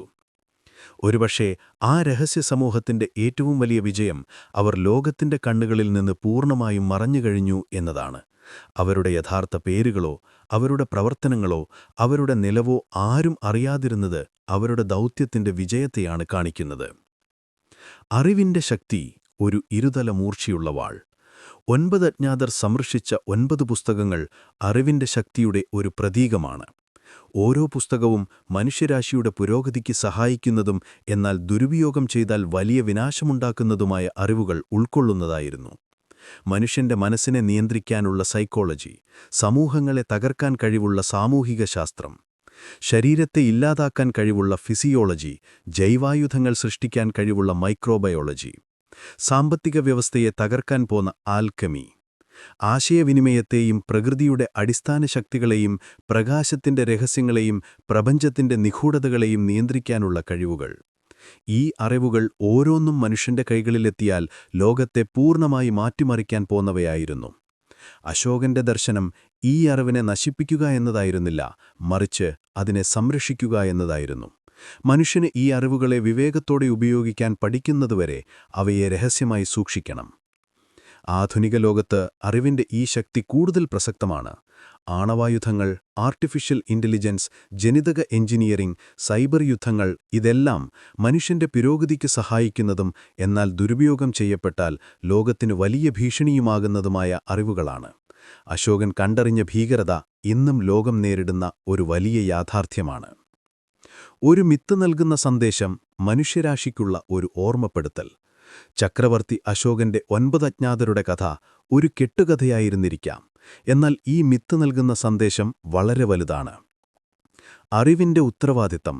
അറിവ് നേടുന്ന ഓരോ വ്യക്തിക്കും അത് എങ്ങനെ ഉപയോഗിക്കണമെന്നതിനെക്കുറിച്ച് ഒരു വലിയ ഉത്തരവാദിത്തമുണ്ട്. അറിവ് ഒരു ശക്തിയാണ്. അത് ദുരുപയോഗം ചെയ്യപ്പെട്ടാൽ വലിയ നാശമുണ്ടാകും. സമാധാനത്തിന്റെ പ്രാധാന്യം. യുദ്ധം മനുഷ്യരാശിക്ക് വരുത്തിവെക്കുന്ന ദുരന്തങ്ങൾ അശോകൻ കണ്ടറിഞ്ഞു. സമാധാനമെന്നത് കേവലം യുദ്ധമില്ലാത്ത അവസ്ഥയല്ല, മറിച്ച് അറിവിനെ നല്ല കാര്യങ്ങൾക്ക് ഉപയോഗിക്കുകയും പരസ്പരം സഹവർത്തിത്വത്തോടെ ജീവിക്കുകയും ചെയ്യുന്ന ഒരു അവസ്ഥയാണ്. മാനവരാശിയുടെ ഭാവിയുടെ സംരക്ഷണം. അജ്ഞാതരുടെ ദൗത്യം മാനവരാശിയുടെ ഭാവിയെ സംരക്ഷിക്കുക എന്നതായിരുന്നു. ആധുനിക ലോകത്ത് ഈ ദൗത്യം ഓരോ വ്യക്തിയുടെയും ഉത്തരവാദിത്തമാണ്. പുതിയ സാങ്കേതിക വിദ്യകൾ വരുമ്പോൾ അവയുടെ ധാർമ്മികമായ ഉപയോഗത്തെക്കുറിച്ച് നമ്മൾ ചിന്തിക്കണം. ഈ കഥ മനുഷ്യന്റെ ജിജ്ഞാസയെയും അജ്ഞാതത്തിനോടുള്ള അവന്റെ ആഗ്രഹത്തെയും എപ്പോഴും ആളിക്കത്തിക്കും. ഒരുപക്ഷേ ഈ സമൂഹം ഇന്നും നിഴലുകളിൽ ജീവിക്കുന്നുണ്ടാകാം, ലോകത്തെ സംരക്ഷിക്കാൻ അല്ലെങ്കിൽ മനുഷ്യൻ സ്വന്തം കണ്ടുപിടുത്തങ്ങളാൽ സ്വയം നശിപ്പിക്കപ്പെടാതിരിക്കാൻ അവർ ശ്രദ്ധിക്കുന്നുണ്ടാകാം. ഭാവിയുടെ വെളിച്ചം, ഒരു പ്രതീക്ഷ. അശോകൻ കണ്ടറിഞ്ഞ ഭീകരതയിൽ നിന്ന് അവൻ പഠിച്ച പാഠങ്ങൾ മനുഷ്യരാശിയുടെ ഭാവിക്കും പ്രസക്തമാണ്. അറിവിനെ സംരക്ഷിക്കുക, വിവേകത്തോടെ ഉപയോഗിക്കുക, സമാധാനത്തിനു വേണ്ടി പ്രവർത്തിക്കുക. ഈ ദർശനം മനുഷ്യരാശിക്കൊരു വഴികാട്ടിയായി വർത്തിക്കും. ഒരു ദിവസം മനുഷ്യരാശിക്ക് ഈ അറിവുകളെ നല്ല കാര്യങ്ങൾക്ക് മാത്രം ഉപയോഗിക്കാൻ കഴിയുമെന്ന് അശോകൻ വിശ്വസിച്ചു. അതുവരെ ഈ അറിവുകൾ നിഴലുകളിൽ സുരക്ഷിതമായി തുടരണം. ഒരുപക്ഷെ ആ ദിവസം ഇനിയും വന്നിട്ടില്ലായിരിക്കാം. അല്ലെങ്കിൽ ഓരോ കണ്ടുപിടുത്തത്തിലും നമ്മൾ ആ ദിവസത്തിലേക്ക് ഒരു ചുവട് അടുക്കുകയായിരിക്കാം. മറഞ്ഞിരിക്കുന്ന സത്യങ്ങളുടെ ഈ ലോകം നമുക്ക് മുൻപിൽ ഒരുപാട് ചോദ്യങ്ങൾ അവശേഷിപ്പിക്കുന്നു. അതിന്റെ ഉത്തരങ്ങൾ കണ്ടെത്താൻ നമുക്ക് കഴിഞ്ഞിട്ടില്ലെങ്കിലും ഈ യാത്ര നമുക്ക് നൽകിയ ചിന്തകൾക്ക് വലിയ പ്രാധാന്യമുണ്ട്. അജ്ഞാതത്തിനോടുള്ള നമ്മുടെ ആകാംക്ഷ, സത്യം കണ്ടെത്താനുള്ള നമ്മുടെ ആഗ്രഹം, ഇതെല്ലാം മനുഷ്യരാശിയുടെ ഒരു പ്രത്യേകതയാണ്. ഈ കഥ ഒരു ഇതിഹാസമായി, ഒരു മിത്തായി, ഒരു രഹസ്യമായി ഇന്നും നിലനിൽക്കുന്നു. ചക്രവർത്തി അശോകന്റെ 9 അജ്ഞാതർ, ഇന്ത്യയുടെ യഥാർത്ഥ രഹസ്യ സമൂഹം എന്നും നമ്മുടെ മനസ്സിൽ ഒരു ചോദ്യചിഹ്നമായി നിലകൊള്ളും. ഈ കഥ നിങ്ങൾക്ക് ഇഷ്ടമായെങ്കിൽ ഈ വീഡിയോ ലൈക്ക് ചെയ്യുക. കൂടുതൽ മധുരകൾ അറിയണമെന്ന് ആഗ്രഹിക്കുന്നുണ്ടെങ്കിൽ നിങ്ങളുടെ കൂട്ടുകാർക്ക് ഷെയർ ചെയ്യുക. പുതിയ കഥകൾ കാണാൻ ഞങ്ങളുടെ ചാനൽ സബ്സ്ക്രൈബ് ചെയ്യുക. അടുത്ത നൈറ്റ് ടെയിൽസിൽ കാണാം.